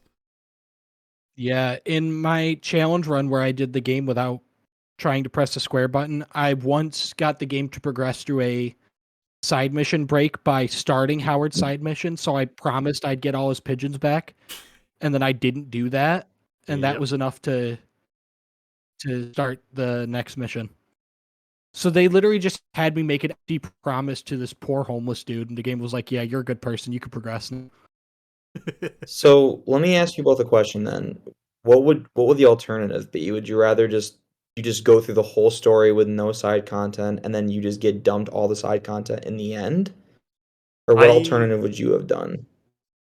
Cam, if you want to go first, you can. Or if you want me to, I can. For the most part, I'm fine with the way this game handles side content breaks in the main story. Most times there's side content breaks, it's because a character literally will talk to them and they'll be like, okay, well, you've just told me information.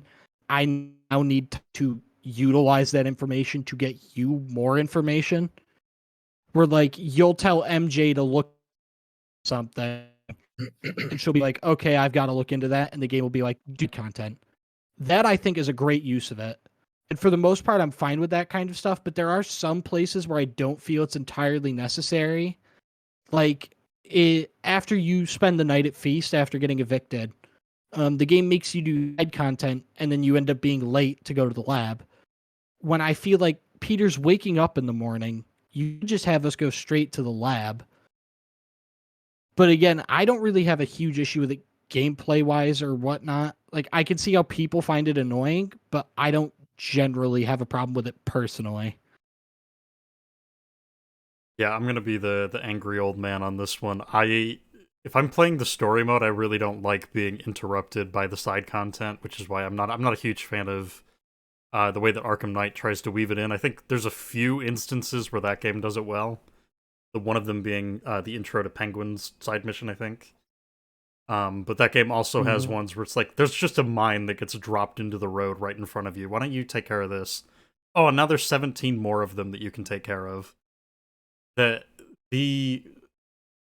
preferable way, at least as far as I'm concerned, I very much prefer it when you're, say, investigating something or you're going through the main story and there's a character that will bring up, oh, hey, by the way, here's this thing that you can maybe take care of or help me out with or look into later on down the road when you have time. That I very much prefer. The story is still the pressing thing that's happening, but I have the opportunity to follow up on different things that the characters have brought up. Or alternatively, do the Arkham City thing where, you get little blips on the map that show up. They're potentially brought to your attention. Maybe it's just something that pops up on the HUD real quick, then it kind of fucks off and goes away and you can continue going through the story. I prefer that because it's less invasive. It doesn't feel like I'm wasting my time in the main story. Going through this, I can take them at my own pace. Whereas with this, I do find them to be very intrusive, and I think they, at most points, break up the flow of the story in ways that they don't really need to.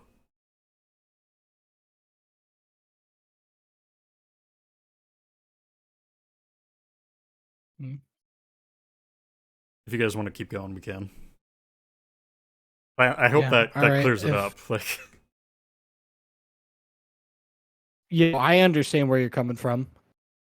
Okay. So the next mission, we head to Feast, and Martin Lee tasks us with distracting May so that they can finish setting up the party. Great party where you're planning it and setting it up while the person's still in the room instead of just having them do a task outside the room and then coming back in. But anyways, I do have one note for this mission. It's that it's a small line, but after the party, Peter talks to Martin Lee, and he says to him that May's so persuasive that she should. Martin makes a comment about how May should be sent to City Hall to, quote, have a conversation with the mayor. And it's one of those things, it's like, you could just see in that moment as, oh, I guess Martin Lee doesn't like the mayor.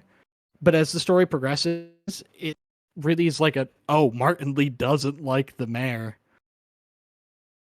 Mm-hmm. It's a small thing, but nice. And then after that, we get a voicemail from Yuri, and Peter actually has enough self-preservation to head outside and check it instead of just listening to it in Feast, which is nice. So if anyone has anything else for the party, I do know Peter and May have a nice conversation here. So yeah, I really like their conversation. I did not take notes specifically on what they talk about, but I do remember quite liking it. Yep, that's exactly where I'm at. Anthony, you got anything, or? I don't think so.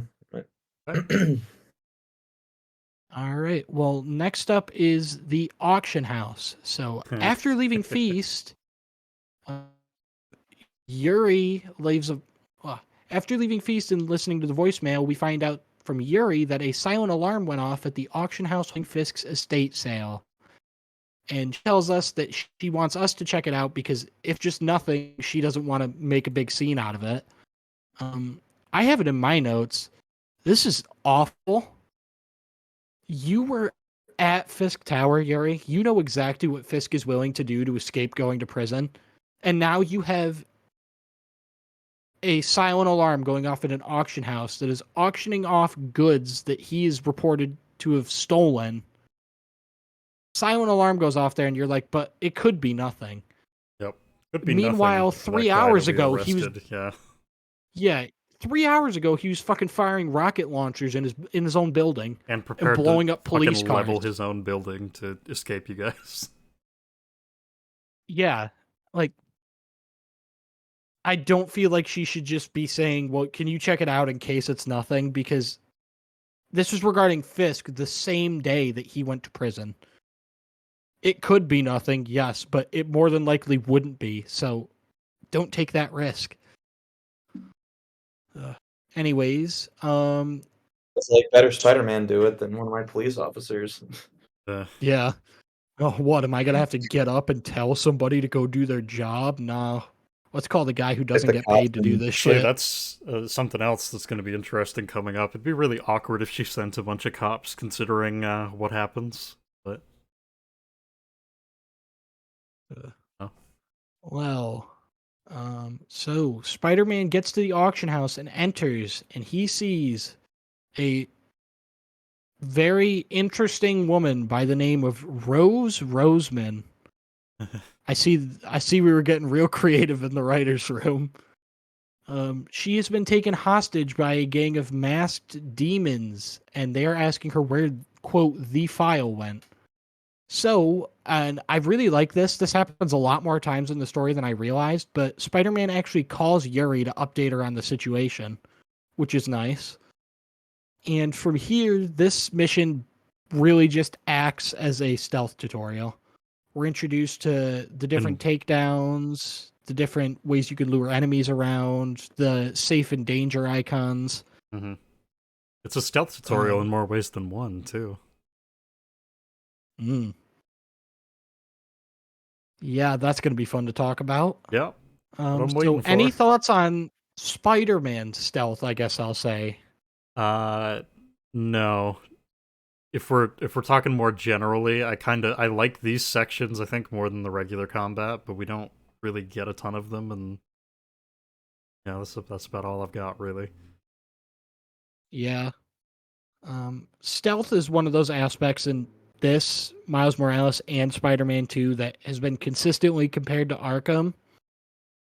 And I think it's mainly because it's very obvious in these games that the maps aren't really designed around stealth most of the time. And if they are, they're designed in such a way that the solution to get through the room undetected is so obvious that I don't feel like Insomniac does a good job at emphasizing stealth, but also engineering the situation to promote it the way it should be promoted. hmm That it's either stealth is so obviously the answer, or it's combat. Or in the case of stuff like bases, no matter what you do, the enemies just will suddenly spot you and you're forced into combat anyways. That I really don't like how non-emphasized stealth is in this game. And it's not even a thing of try and emphasize it more. I also think it needs improvements because the stealth is extremely bare bones. Um, I do like the gadget implementation, but in a general sense, really map design is just what needs to change. hmm But that aside, demons continue interrogating Rose, and you can hear her saying while crawling through the vents that someone else is here and she must have the file. So from here, we continue throughout the auction house, and Spider Man eventually comes across a camera that he thinks belongs to MJ until a demon sneaks up on him. I don't know how, because his Spidey sensors have been going off. But, anyways, a demon comes up and holds him up until MJ knocks the demon out. So, this is our introduction to Mary Jane Watson, who many of you will probably recognize if you even haven't played this game as just a Spider Man character. She begins to explain why she's here, and we flash back to 15 minutes earlier, where we find out that MJ is a reporter who has been sent here to write a story on the Fisk estate sale, or so she says. Um, and yeah, this is basically just a walking section where we get to learn a bit about MJ's character and how she operates. I don't know. I think this section's fine story wise until we get to the stealth portion. Her just walking around is it's neat. Her consistently upgrading from just being about the estate sale to slipping in questions about Fisk and his illegal activities is nice. But overall, this section just kind of exists. It's not terrific, but it's not awful. There's a couple things I have notes on, but I don't know whether or not we want to go through them now or if we want to wait until we get to the stealth section. Well, the stealth section is the end of it, so why don't we just get into that? Sure.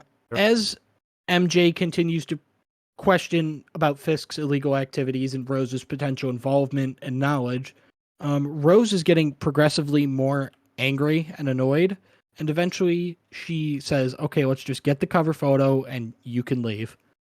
And she heads to a certain door to take the cover photo, and right as the photo is about to be taken, she gets a phone call. So she heads into the room through the door, which reveals to MJ that there is a statue in that room that MJ immediately recognizes. Yep. And from here, we are sent on a stealth section so that we can get to the statue and find out what that's all about. So, any notes for the stealth itself, Chris? For the the actual gameplay of the stealth, not really. Yeah, I meant like, sorry, I phrased it wrong. What were your things you wanted to say here, or is it regarding what comes afterwards? It kind of regards, I guess, a little bit of both. I guess first off, I'd like to note that generally for these kinds of breakdowns, I have a rule that I try to abide by. So I don't take notes on my first time through. I try not to, anyways. This section made me break that rule for the first time. There was some really stupid stuff, and amongst them is how fucking convenient that Rose Roseman opens the door. She gets a phone call, rather, at the exact time that she's taken this photo with MJ. She has to answer, and she has to open this secret room in front of MJ that MJ is not supposed to see. If she doesn't do this, then none of the story plays out the way that it does.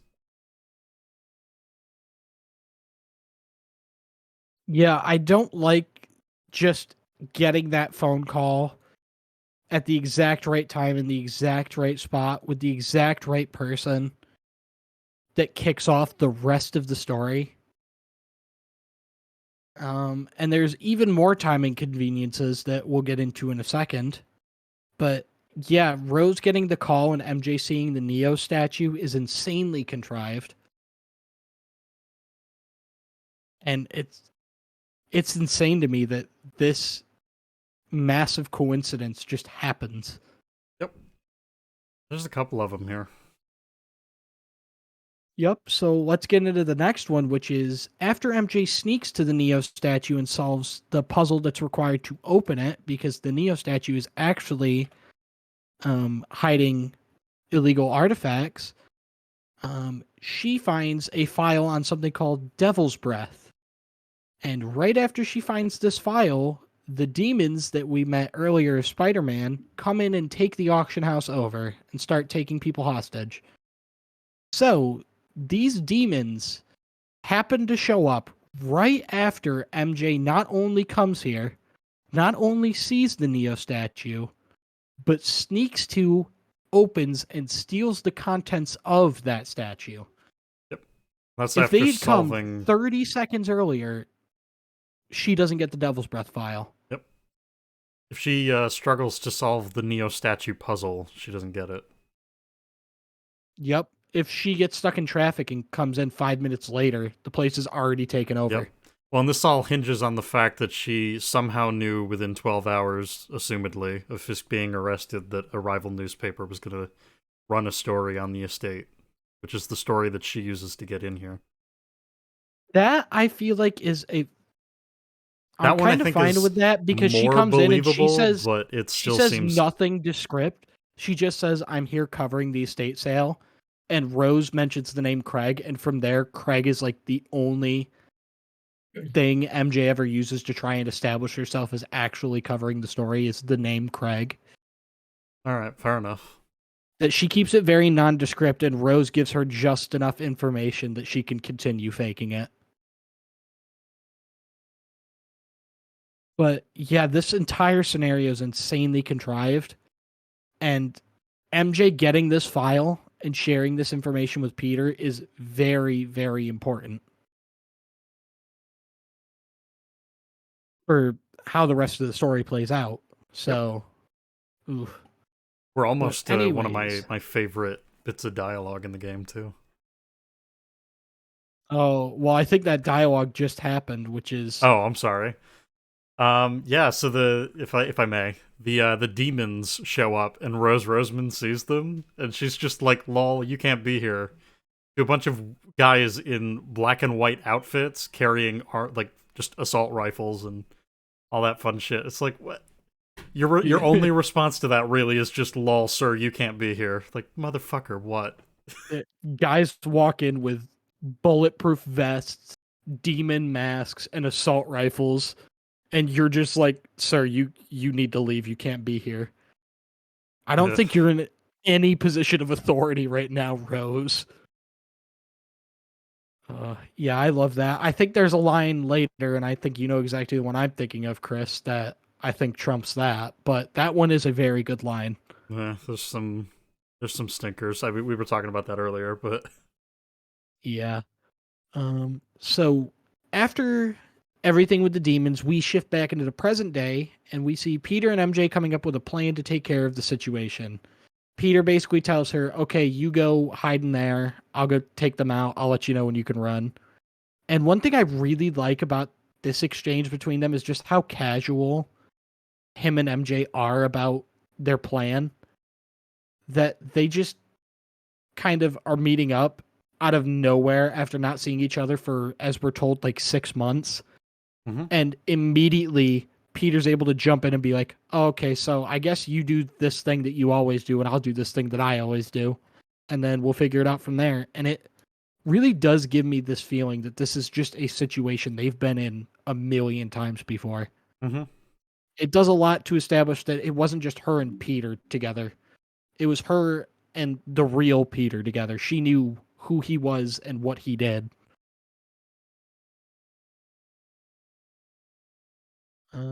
But from there, the rest of the mission, we take out the demons that are here. We start stealthily, and eventually MJ gets spotted and taken hostage, and we devolve into combat.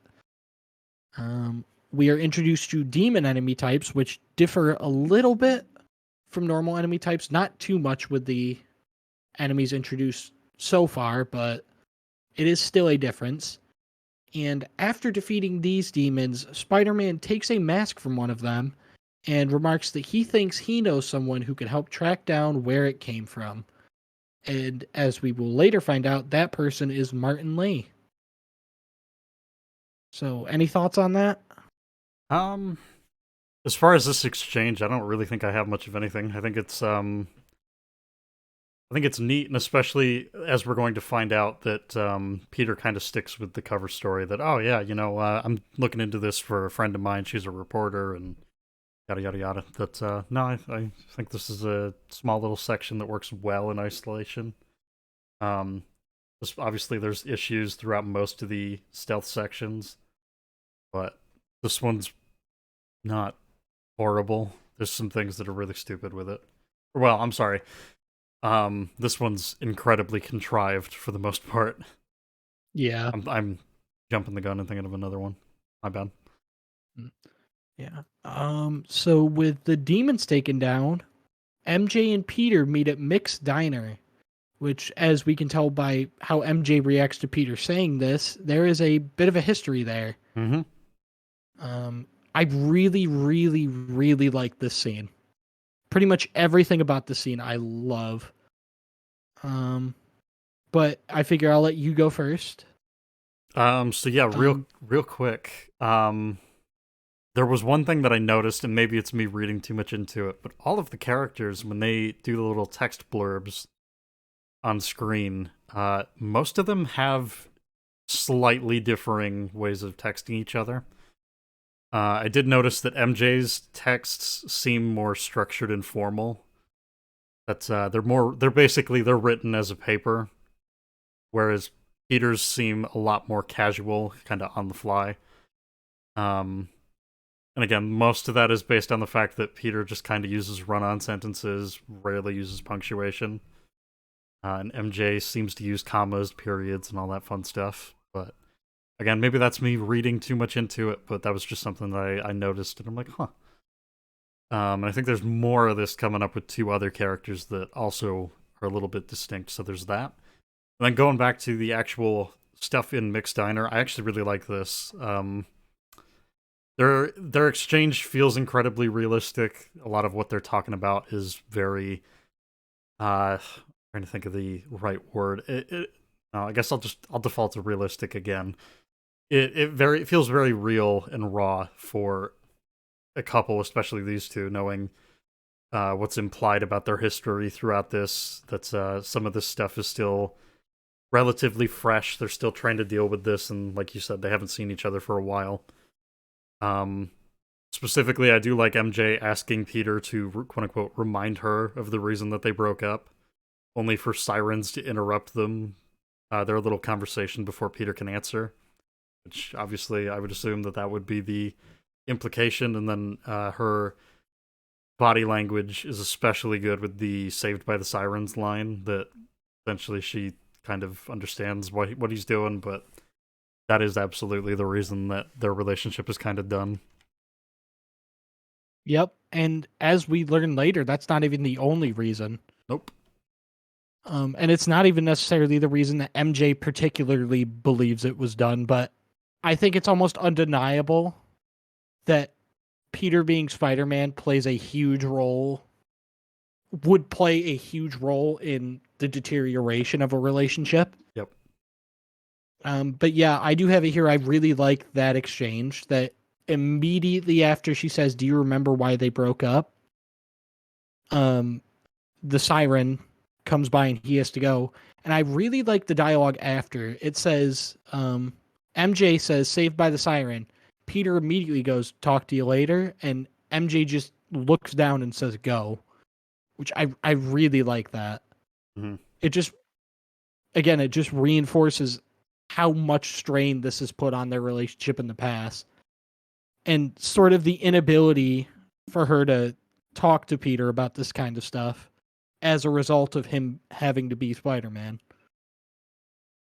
Well, not only that, I would say too that like just how normal it is for them because like they just say it so like nonchalantly and like obviously this isn't the first time this has happened and it certainly like you said implied by the fact that it's what puts strain on the relationship.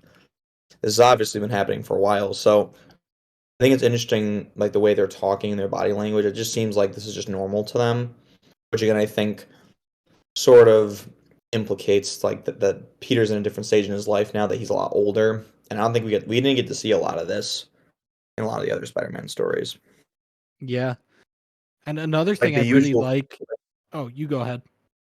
I was gonna say like the usual things we would see is like oh like he's like 16 and he like had to go stop a robbery so he was late for like a date or something or you know something kind of stupid like that or like he but in this game it's like oh no like this is like a real strain on his relationship with MJ, and obviously it's taking a lot of toll on him. And I think throughout the rest of the game, we see how much of a toll it takes on him, especially like with his dialogue and the things that he says, like while she's texting him. Like I don't know, Yeah. like that bit comes later, and we'll get into that, I'm sure. But that was one of my favorite parts about the game was like that little moment where like he's texting her and he's like basically speaking his thoughts out loud, but he's not texting the right things. Like I just think that's so like raw and real. I really like that. But we'll get to that Yeah. when we get to it.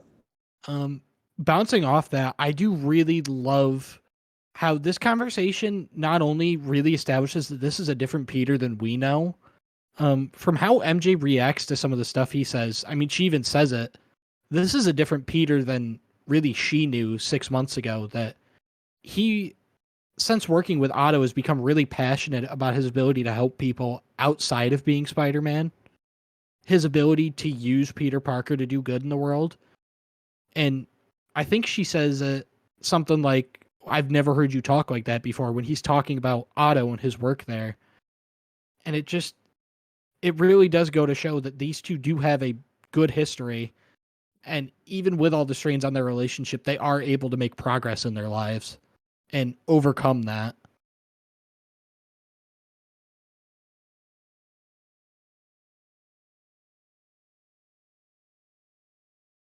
Back. All right.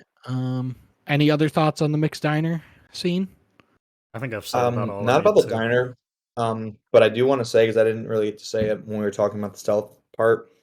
I'm just gonna say as a general note, I hated all of the MJ missions. Like, I don't care Oh how yeah. important they were to the story. They were just beyond annoying. Like, I really tried, and the same thing with the Miles missions in this game. Honestly, it just felt like incredibly tedious, and like it was just way harder than any of the Spider-Man missions for no reason. Like, I just felt like it just kind of detracted. It was kind of intrusive. Like, I felt that way more about the MJ missions than I did about any of the side stuff. Like, MJ's missions Yeah. in of themselves, personally, was like my biggest like gripe. One of my biggest gripes with this game. Yep. And I'm sure you'll be happy to hear that they doubled down on it in the second game, and MJ is now John Wick. So Yay! Did she fall down a flight of stairs though? no, but she does 3-shot a symbiote that's basically a mini boss when you're playing as Pete and Miles. That's awesome. Basically, the way it would work in this game is if she was like she was in Spider-Man 2, she could take down Fisk with a single button press. Meanwhile, you had to do an entire boss fight to take him down. Yeah, Nice. they learned all the wrong lessons from feedback from this game. But we'll get into that when we eventually get to the second game. Well, because I think Actually, it might be a little bit more egregious because they had two games to learn from. Yeah. I was going to say, just real quick, I think all three of us would agree, and I think most people that have played these fucking games would agree. This game, the biggest issue I have, at least, with the Miles and MJ stealth sections, outside of the writing, of course, is the fact that they are incredibly simplistic in terms of the way that you can solve them, because it's pretty much the same thing every time. It's very clear that they have a path they want you to take. Right. And in most missions, it's not even a path they want you to take. It's a path you have to take. Right. It's a linear stealth mission, which what's the point in that? Yeah, at that point, make it a cutscene or fucking throw a brick with a post-it note at me that just says, Miles did this, and then fuck off. Yeah, I'd rather they go back to what they did in like the NES days where the pamphlet inside the game case just told you backstory information. Just give me a little piece of paper that tells me what happens in those sections, because that will be more interesting than playing them.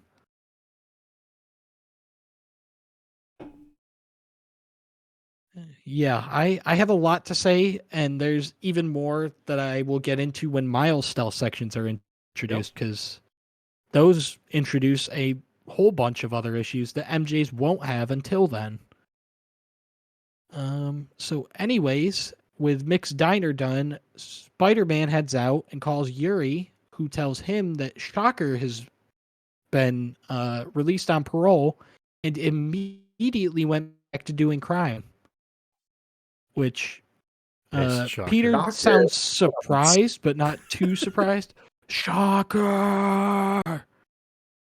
Wait, did you hear what I said though? What? Like, Shocker gets released from prison and then immediately commits a crime. What a shock! But Whoa. Yeah, Peter sounds surprised, but not for like he thought he was rehabilitated. He even says this while chasing Shocker. He sounds surprised because he didn't think Shocker was this dumb. As we later learn, Shocker is not that dumb. He's being forced to do this. But for now, we're stuck to chasing Shocker throughout the city. There's not much to say about this mission. I have one complaint, but I will let you two say what you want about this mission first. So, any thoughts? wait, did we even talk about the cook from Mick's Diner? Oh shit! No, I have a note. Yeah, no, we I didn't. literally have a note for it. How did I forget it? Shocker's so Yeah. unimportant, we're talking about the cook from fucking Mick's Diner. Fuck you. Dude, I literally have a note to mention Stanley, and I didn't. Yes, the cook That's is part of the entire game. Mick Diner is Stan Lee. That's his cameo in this game, and as I remember, that was one of his last cameos. I'm not sure, but Man, that he sounds is about also right. at Mick's Diner in the next two games. Oh, is Yeah. he? They Okay. immortalized him. Yeah, they put a statue outside Mick's Diner in the DLC because he was He died between the game releasing and the DLC.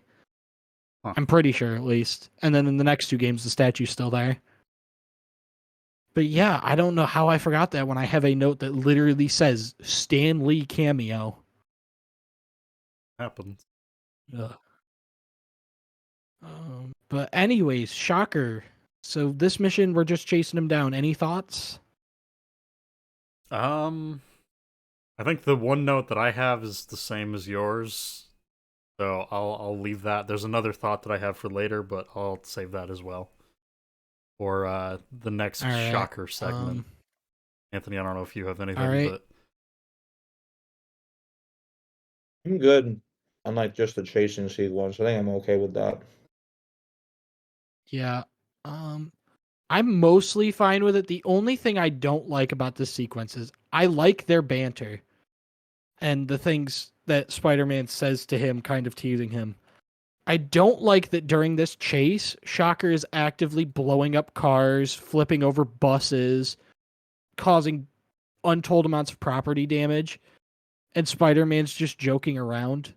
Like, I understand that Spider-Man quips and jokes around a lot. I'm fine with that. But when Shocker is actively blowing up cars on the street with pedestrians 5 feet away from them, and Peter's just web slinging along, cracking jokes instead of actually like caring about those people, it seems really jarring.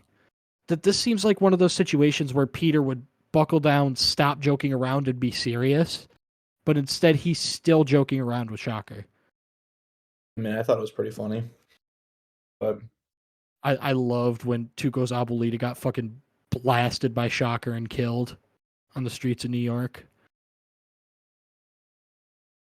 Yeah, I'm fine with him quipping. I don't like him quipping while Shocker's actively hurting and potentially killing people on the streets. yeah, it's time and place, and at the same time, we have the Zack Snyder syndrome of, well, Shocker's doing this, but at least the streets are empty. No one got hurt. It's like, right. Yeah, I'll give them the benefit of the doubt here. We never hear one way or another if anybody got hurt from this. Mm-hmm. It sounds weird that I'm saying I'll give them the benefit of the doubt and assume that people did get hurt, and that's the good ending, but... actually, what you guys don't realize is that every time a car blew up, Spider-Man electrocuted the person out of the way, so nobody got hurt. Oh man, I that's true. didn't even think about that. Yeah, Dude, See? I forgot he put see? shockers on everyone's car. Dude, that's why he's Exactly. called Shocker. He was shocking people out of the way of the Batmobile. Dude, I'm just Shocker's imagining like the blueprints for the Arkham Knight Batmobile, and right next to the power winch is Shocker. He's just in there on just the car. to stop people from getting hit by the Batmobile. Shocker's just a Part wholesome of his guy trying to goal. protect these people from New York City traffic. Nah, Shocker's misunderstood. You're just there to blast them out of the way. He's like a hood ornament, just sitting there with his gauntlets ready. Because that's what heroes do. He's just doing his daily street sweep, and Spider-Man's trying to put him out of a job. Oh no, you know what that means? That means he probably fucking died to the cloudburst. He was down there when that happened. R.I.P. Oh Not the hero Gotham deserved. We lost but the a one real it one. needed. But yeah, with that's all I have for the Shockers chase. So we hunt him down, take him out, and then talk to Yuri about his motives, and both of them seem very confused. Basically, the only thing Spider-Man draws from this is Shocker is dumb, but he's not dumb enough to do this. So Spider-Man is correctly under the assumption that he's doing this for someone. And we will learn more about that soon. But for now, it is time to head back to the Feast Center in order to find out where that mask came from. And the reason we're heading to Feast is because Martin Lee has a degree in art history, I think it is, that Peter thinks he might be able to help him track down the mask, track down the mask's origins. You're telling me that Martin Lee's a fart historian? Mm-hmm. He is. Wow. he got that dog in him, that demon in him. Wow. Highly decorated, I see. Wow. Yeah, he got his degree from the University of American Samoa.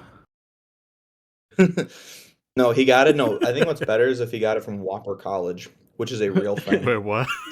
He got it from Squidward Community College. No, I'm not even joking. Whopper College is a real thing. What the fuck? There's It's where no Burger King way. employees. Look it up. It's where Burger King employees like go to get trained. It's incredible. It's a real thing. Okay.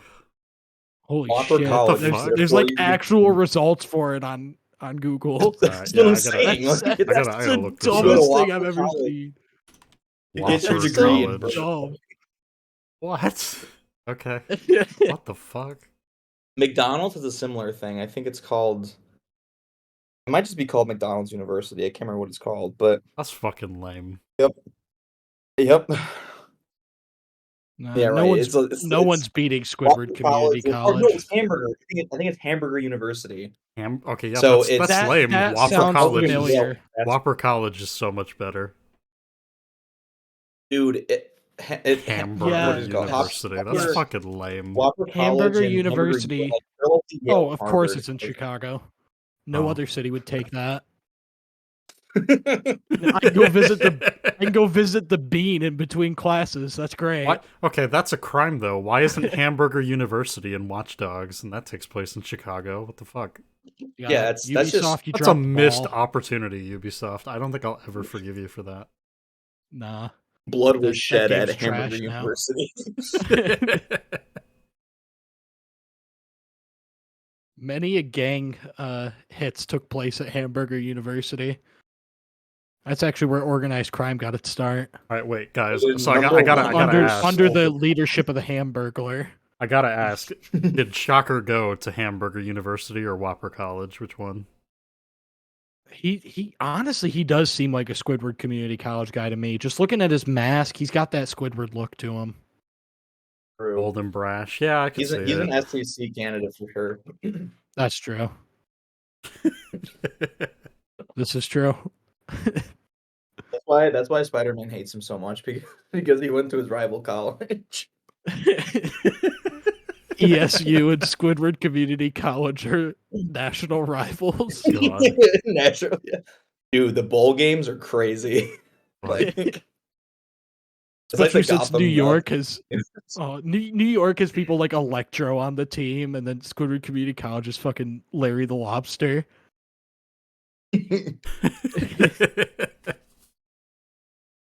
Anyway, sorry, I didn't mean to detract. All good. No.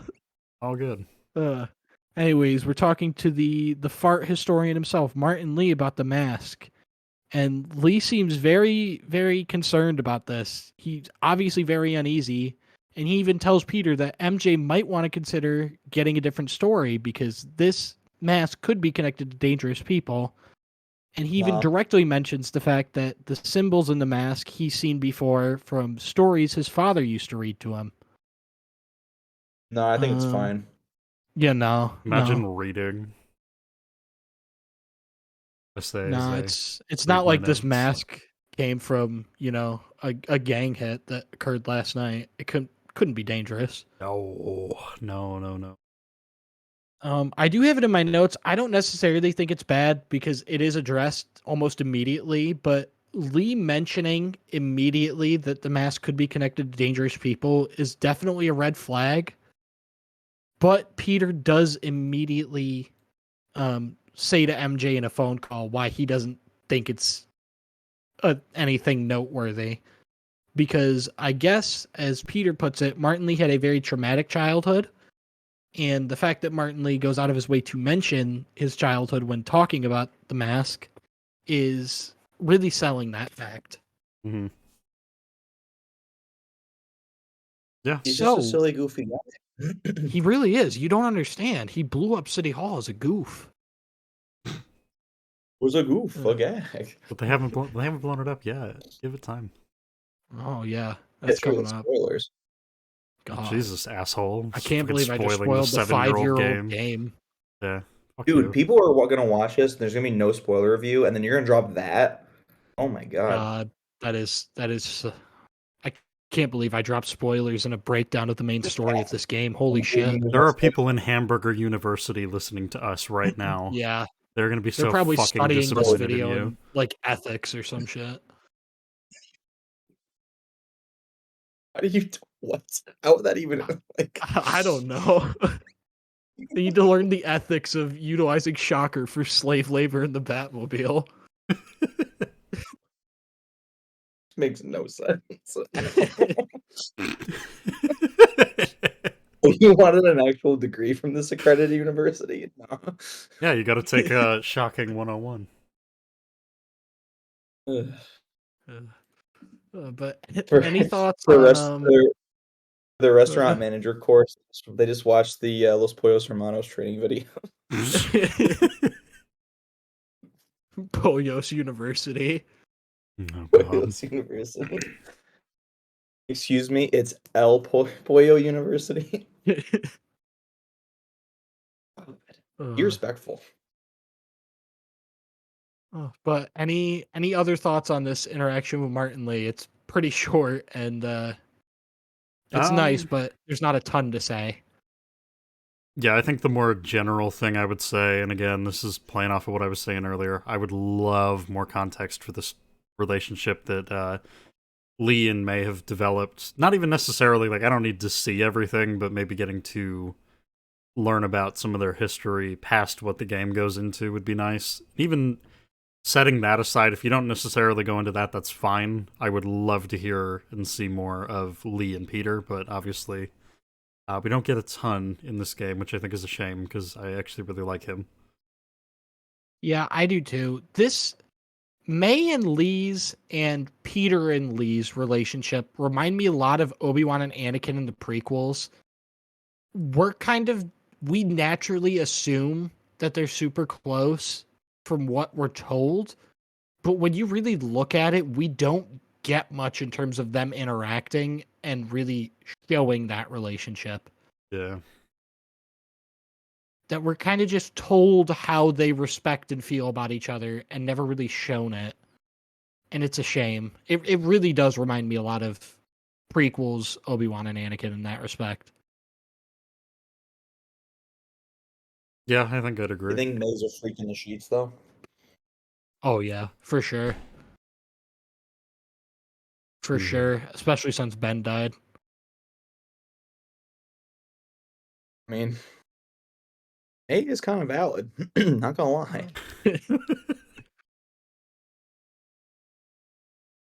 They don't call Hot it take, feast for but- nothing. Oh, okay, Chris. God damn. Jesus. Alright. Anyways, side Right content. right after Martin Lee talks to Peter about the mask, he goes, "Wait, no cap though. May's a freak." He's like, "What?" And then they immediately cut to the cap, next. Pete, you might have a new uncle. Wait, what? That wasn't frosting on that cake that we ate earlier. Just gonna throw that out there. The symbol inside this mask roughly translates to, "I'm fucking your aunt." That's insane, Peter. What are the odds? Odd. Anyways, with that done, the game now for, I believe, the second time Yep. prompts you to do side content. So you just do side content. That's about it. Yep. You do one thing, and then the game is like, hey, we can progress again. Yep.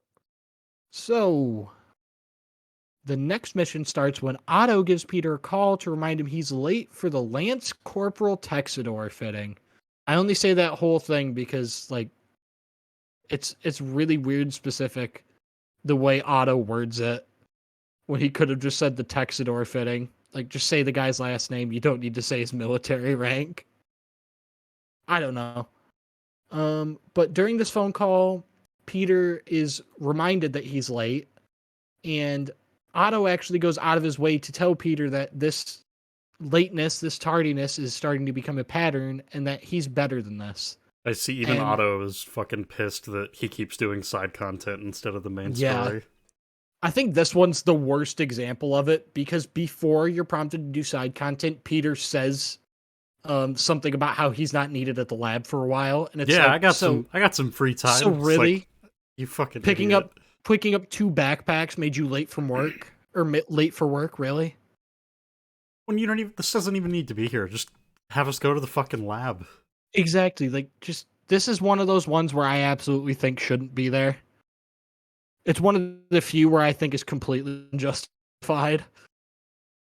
But yeah, it's necessary for this story beat, which is that upon getting to the lab, you see Otto working with Texador, the person who's getting the prosthetic fitted.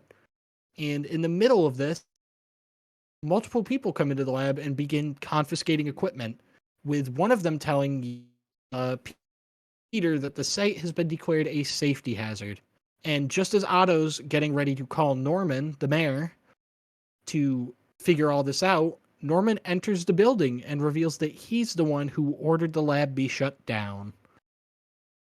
So, any thoughts on this scene so far? Because I have a lot that's coming up after this, but this first part of the scene is more just kind of things happening for me. That it's more what happens after Norman comes in that I think is noteworthy. I have one actual note and then one more that's more of a question. I don't know if you guys want to tackle either of those first, or if Anthony, if you have something, by all means.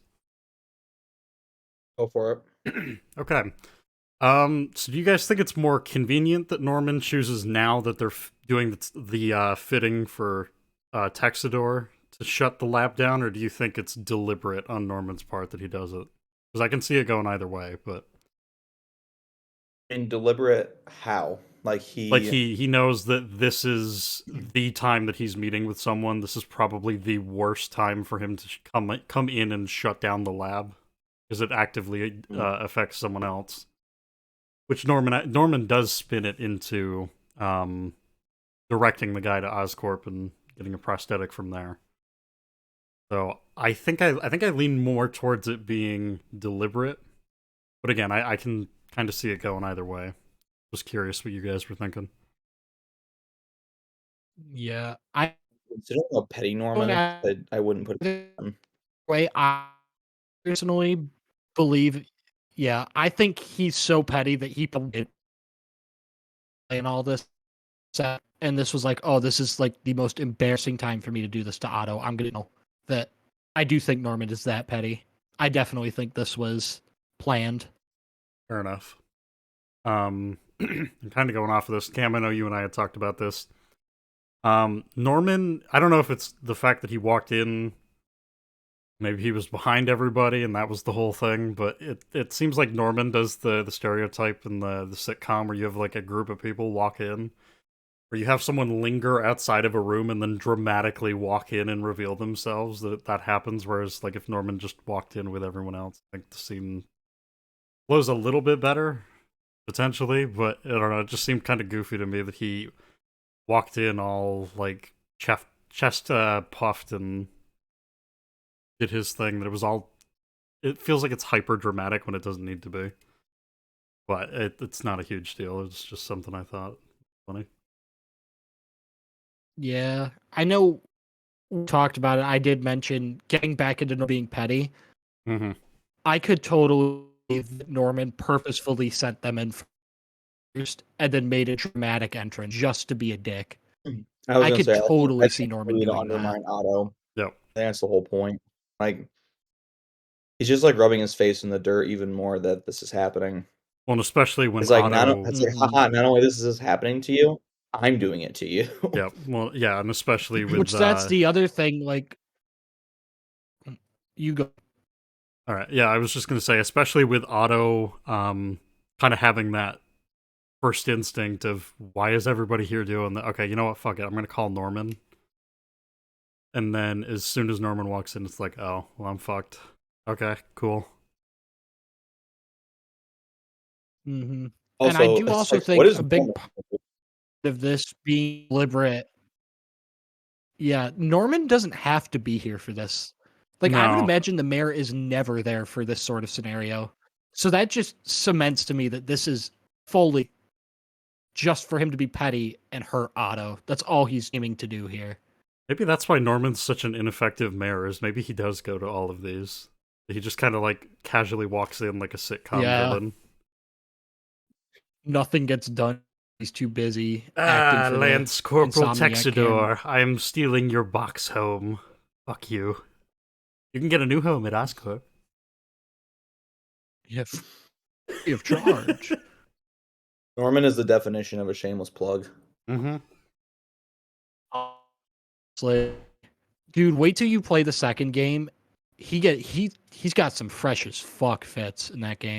He looks straight out of The Sopranos sometimes, wearing suits. He's got some strenuous circumstances going on in that game, but he always finds to get fresh. You play You're Drip or not going to Drown? catch Norman Osborn. Oh yeah, he plays Drip or Drown. He saw Willem Dafoe's What? video where he was showing off his drip. He's trying to impress May, you know? Yeah, who died like 2 years ago. That game happens. And he's continuing with this scene. After leave, Peter and Otto sit down, and immediately Peter starts trying to assure Otto. He's saying, they didn't take everything. We can still start over. This doesn't have to be the end. And Otto responds by looking at Peter and telling him, yeah, don't get your hopes up. If I were you, I'd start looking for another job. And I really like that. That a big thing, Peter, I don't know if he's mentioned it yet or if it's to cover the next phone calls, but he says he wishes he could bottle up Otto's optimism and sell it. And it's one of those things that this scene really is a contrast to what Peter's saying there, where Peter's the kind of idealist, overly optimistic one, whereas Otto's very realistic about the scenario and pessimistic, saying, yeah, we're not going to be able to start back up. I thought that was kind of...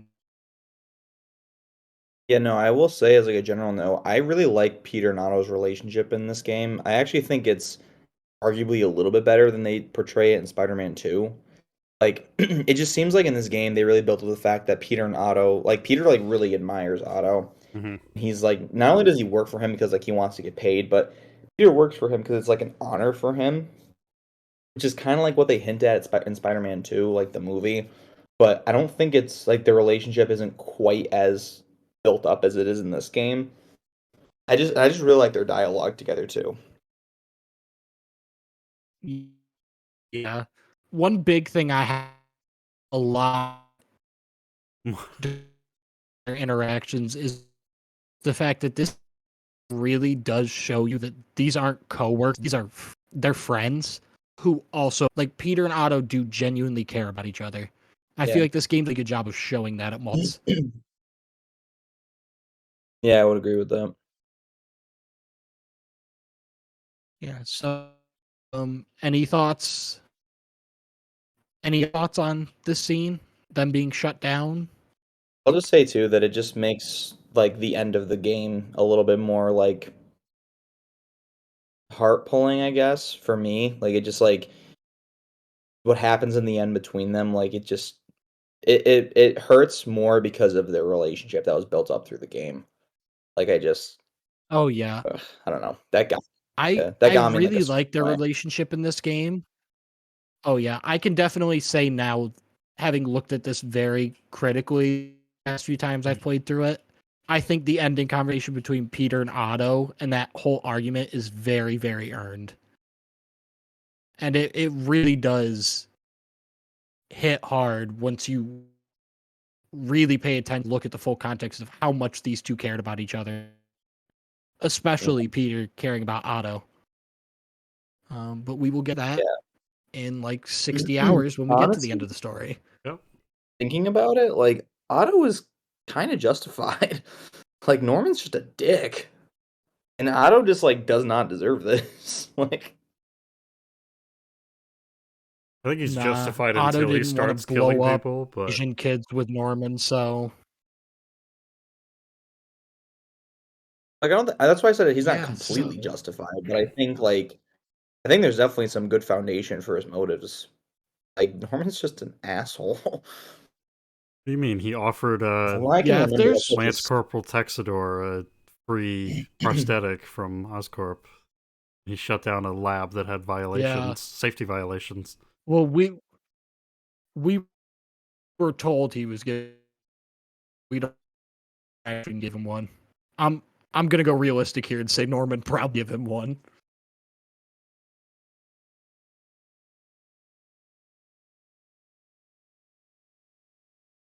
All right. All right, so if there's no other thoughts with that, we are on to the next mission, which is once again introducing a side mission. So What? after leaving the lab, Peter listens to a voicemail from Harry about how Oscorp is shutting down some research stations unless they prove their worth, and asks Peter if he can do that while he's in Europe. So these research stations are on the city, and they're basically designed to monitor a variety of different things. And they present you with tokens, search tokens that you can use to upgrade your gear, buy new suits, get suit mods, all that good stuff. And since those are being introduced now, I feel like this would be a really good time to talk about the upgrade system in this game, the tokens. I know, Chris, you have a lot to say about this. Yes, I fucking hate the tokens. I think they are probably one of the worst systems in a video game. I really, really hate the fact that my EXP is essentially useless as far as increasing the viability of gadgets and suit powers and all of that. I really don't like a lot of that being locked behind side content, especially since for my second playthrough it made it increasingly hard to get through basic fights because I didn't do any of the side content. Every time the game prompted me to, I waited it out until the game auto skipped it. So yeah, I'm not a huge fan of having to go out of my way and waste time. Um, Essentially doing something that the game itself has relegated to side content, but has also somehow looped it into the main story as an essential component. I really don't care for it. And as far as the actual workability of the system, I really don't like the idea of completing missions in this way and having to basically acquire 6 separate forms of currency in order to upgrade these things. I think it works a hell of a lot better if it's either related to your EXP, or I think it works a lot better to simply have them be things that you get as progression rewards for completing certain missions, be it in the story or the side content. And I understand that might be confusing to people, so let me explain. So instead of acquiring these fucking tokens, which the game, as we talked about earlier, has essentially interrupted the story at several different points. I think it's close to 9 or 10 by the time we finish, in order to try and railroad you into doing more of them. Instead of doing that, maybe just like, oh, I start doing the Fisk bases, and once I finish a couple of them, maybe I finish half of them, I pick up the upgrade for one of the gadgets, or I end up doing what I do. They do it with the web mine, I think, in the actual main story. Just the idea of finding tech that your enemies are using, finding a way to tweak it, and then use it against your enemies, something like that. It gives Peter a lot more, basically, agency and viability, I would say, as opposed to, well, you finished enough of the side content, so you can just use these currency points to just unlock this. Fuck it, whatever. But again, it's a smaller thing. I think it's more or less sort of superficial, but I really do think there's some missed opportunities as far as going into the gadgetry side of Peter with this, and at the same time, it's so much of this game feels built around the token system that it really seems to just overall detriment the game and the flow of the story to do so. Anyways, Yeah. that's all I got. Anthony, do you have any thoughts on the token system?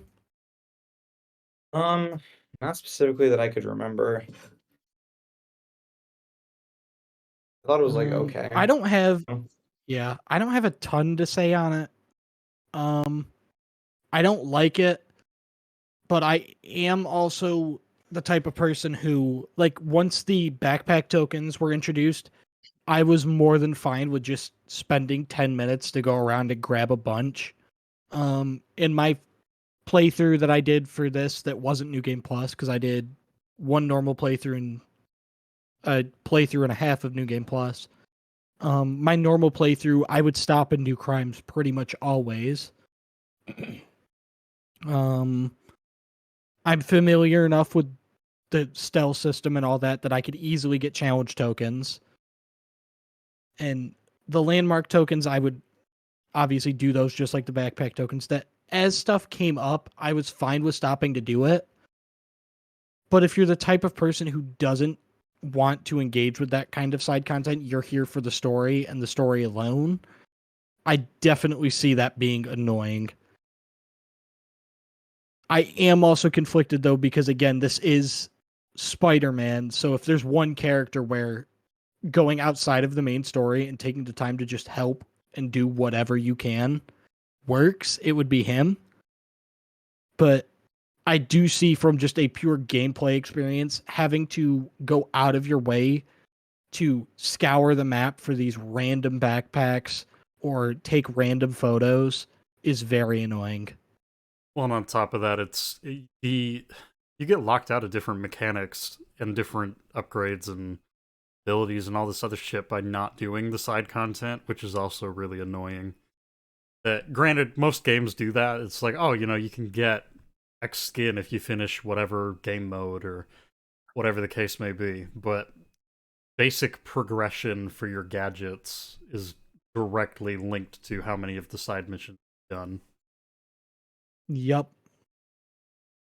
Another thing I don't like about the token system is, say you have the impact webs can be upgraded, I believe, 4 times. So the first upgrade could require backpack and landmark tokens. The second upgrade could include challenge tokens and research tokens. Mm-hmm. So you're just kind of stuck. You can't even go into specific builds if you only want to do the easier side content. Where I think the ideal way to do a tokens, like the token system, would be the easier side content, like the landmark tokens and the backpack tokens. Those go towards the less OP, more just average gadgets like electric webs or spider drone. And then if you want to get into like impact webs and trip mines and web bombs, the more useful stuff, you have to go out of your way and do the more difficult side content, the more time consuming stuff like bases and challenges. I feel like that's the ideal way to do it, where instead of every gadget at some point requiring one of the tokens, have it so that the easier ones require the tokens of the easier side missions, or the less OP gadgets require the tokens of the easier side missions, and the more OP ones require the tokens from the harder ones. And it's sort of a balancing act that you're not forcing players to engage with the side content to stand a chance, but you're giving them the incentive to do so. I think the other alternative would just be, because I think you said there's, what, 6 different types? Yep. Maybe narrow it down to maybe half that. Or make it where, do the Arkham Knight thing, do upgrade points. That would work. Where it all goes in one basically universal spot that, yeah, you have to do the side content, but picking up a backpack gives you, say, 1. Then you can have the bases give you 3 or something like that. That there's different point values allotted. It's about the same amount of time, give or take. But there's different ways that you can allocate the points that make it more worthwhile for me to simultaneously progress through the story at whatever pace I want, and then kind of take the side content at my own pace as well. Yeah, if I had to redo the token system, I would probably eliminate research tokens and challenge tokens. Challenge tokens especially, because those don't get introduced until like halfway through the game. But yeah, token system, bad. Could definitely be improved. Anyways, we are now on to our reuniting with Shocker because Yuri calls and tells Spider-Man that Shocker has escaped and is robbing a bank because a guard randomly came in, freed him, and gave him his suit back. She also makes sure to note that the guard had glowing eyes and looked like he was in a trance, which will be very important later. So, from here, Spider-Man goes to the bank and the Shocker boss fight begins. I don't have much to say about the Shocker boss. It's a fairly average fight. It's not great. It's not terrible. It's just a boss fight. Yeah, I Like don't the most have. aggressively average boss fight I've ever had. Yep. Um, so with that boss fight, Shocker is taken down, and I have the note here. I don't really understand what the demons are tasking him to do. Like, are they trying to get him to get money? Because they're already robbing Fisk of his guns and weapons and all this, so they don't really need the money. And even if they did need the money, Shocker seems completely ineffectual at getting the money. It doesn't seem like Shocker serves the demons much of a purpose at all. And the other thing is he doesn't really serve much of a purpose in the story either. So I feel like he could be completely cut and nothing changes. We lose a boss fight in a chase sequence, but the story doesn't actually change.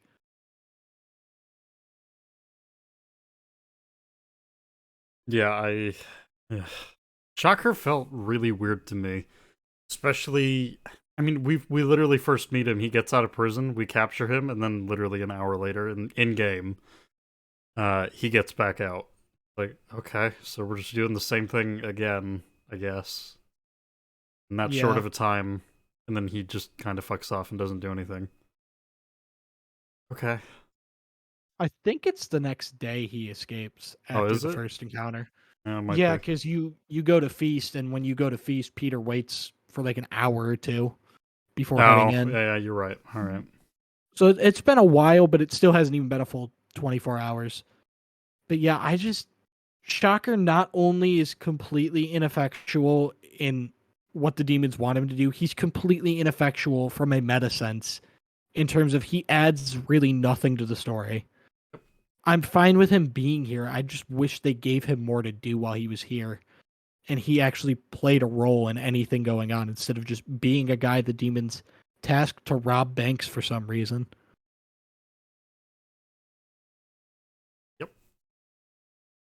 But anyways, with Shocker down, Spider-Man calls Yuri to fill her in on what he's found out. Again, really He like fills that. her in, all right. No, she's not Aunt May. Oh. Oh. Oh. Well, you were the one saying Aunt May was a feast, so Yeah, but not to her own nephew. That's a little fucking subjective. weird. What are you doing, Step Aunt? Anyways, with Shocker taken down, we are once again prompted to do side content. And during this, Otto will call and say that he has formulated a plan that might just allow them to continue their work. And that's about all we hear from Otto there. And now we are into our next mission, where Yuri calls and says she's looked into the reports Spider-Man told her about at the end of taking down Shocker, and has found that the demons have been targeting Fisk's properties. He then directs him to a shipping yard owned by Fisk, which she hopes he will be able to find something at because there's been activity reported there. She also tells him that her best officer, Jefferson Davis, will be attending. Yes, I know the only president of the Confederate States will be in the story mode. I'm just as excited as you are. And he will be assisting Spider-Man. So we head to the docks, take out all the men there, and I will say, as far as stealth sections go in this game, this is by far my favorite. Yep. The map seems to actually be designed around stealth. It doesn't force you into stealth, but it does make stealth a very good option without it being very, very telegraphed in terms of the map showing you what you're supposed to do. Mm-hmm. I really like the stealth section here. Yeah, they had the But one dev that actually like knew how to make a stealth section, came in to work that day, and then they realized what he did. yeah, and then they fired They him. fired him. Yeah. But with that, you take down the guards. Jeff shows up, and you head inside and craft the electric webs. Nothing really special. It's just a new gadget that is mainly used for puzzles. Spider-Man and Jeff investigate the warehouse and find multiple hidden caches, which eventually leads them to a hidden tunnel. And when they decide to go through that tunnel, they find the armory that has been hidden by Fisk underground has been completely cleared out by the demons. All the gear, the rocket launchers, the explosives, all of that is all gone. I have a note here, which is that the tunnel is in very bad shape, like crumbling apart, being held up by random pieces of wood and debris, just littered all around. Yep. Yeah, it's And a little shit show in there. And I'm fine with Peter crawling through that. He could probably survive if it collapses. I don't like him allowing Jefferson to just crawl through it. I feel like it would have been better if he told Jeff to stay back and then he investigated it, and when he found what he found, then the story can just play out as usual. They find the demons and start fighting them and whatnot. But that's really my only complaint here. After that, we find the demons that were stealing the gear, and we go out to fight them. One of the trucks leaves, and the other stays behind, and the fight starts. Standard fight. After that fight is done, Spider-Man chases after the second car. I spelled chases wrong. Nice. He chases after the second truck, and eventually takes it down. Only problem is, in taking it down, that truck crashes into a tractor trailer, which just conveniently happened on a bridge going over a subway rail. And this tractor trailer gets knocked down onto the subway tracks right as the train is coming for it. And wouldn't you know it, Spider-Man is able to pull the truck out of the way just in time for the subway to go through without hitting it. How convenient is that? And as if that wasn't, like exciting enough, Spider-Man then turns and sees that the other truck that escaped earlier is heading straight towards him. And you want to know how he responds? He just stands there and stares at it. But we can't let Spider-Man die. So out of nowhere, Jefferson Davis just kind of shows up and crashes into the truck right before it hits Spider-Man and saves his life.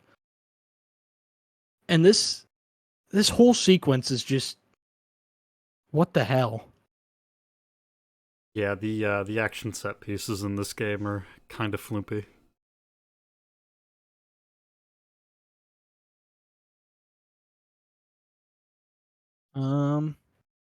Yeah, so with that being done, we get back to the good parts.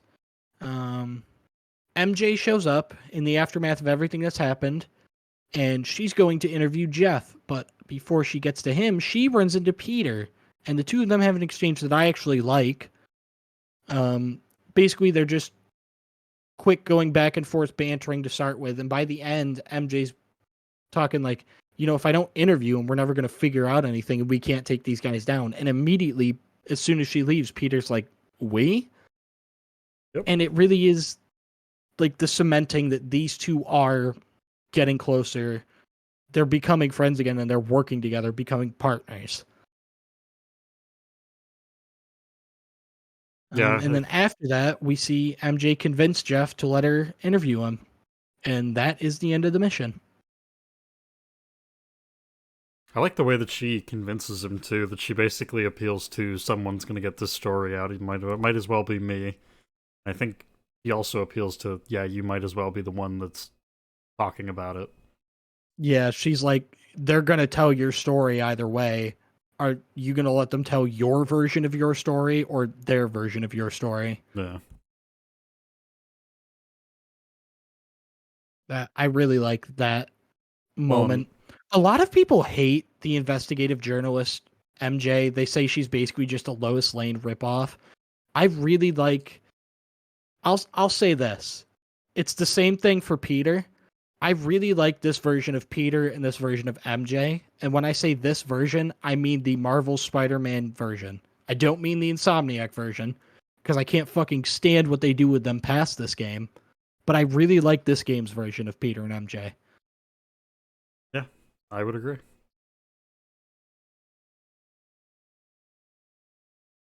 Um, so with that, it is time to go home and go to sleep. Except we can't go home because we are now homeless as Peter has been evicted. Um, and in the aftermath of him being evicted, he realizes, oh, so all my stuff's gone. I need to track that down. But before we get into tracking it down, I think there's a very big issue that we need to talk about. And Chris, I'll let you take this one because I know you know exactly what I'm talking about. Yep. So the flag that I planted right near the beginning about all of that shit that was on the wall and, just kind of strewn about the drawings of different gadgets and web slinging items and spider paraphernalia, whatever you want to call it, all of that, the newspaper clippings, the actual, items, tangible items that you could pick up. How with all of that being where it is, how the fuck would the landlord not know that Peter is Spider-Man? No, Peter just lets Spider-Man crash at his apartment sometimes. Nah, Him and Spider-Man actually signed the lease together. he is Spider-Man's man friend, so This is true. Yeah, so there's absolutely no way his landlord doesn't figure out he's Spider-Man. And the game never seems to acknowledge that. I don't know why they wouldn't, because that's a very obvious conclusion to draw from all the stuff that he finds there.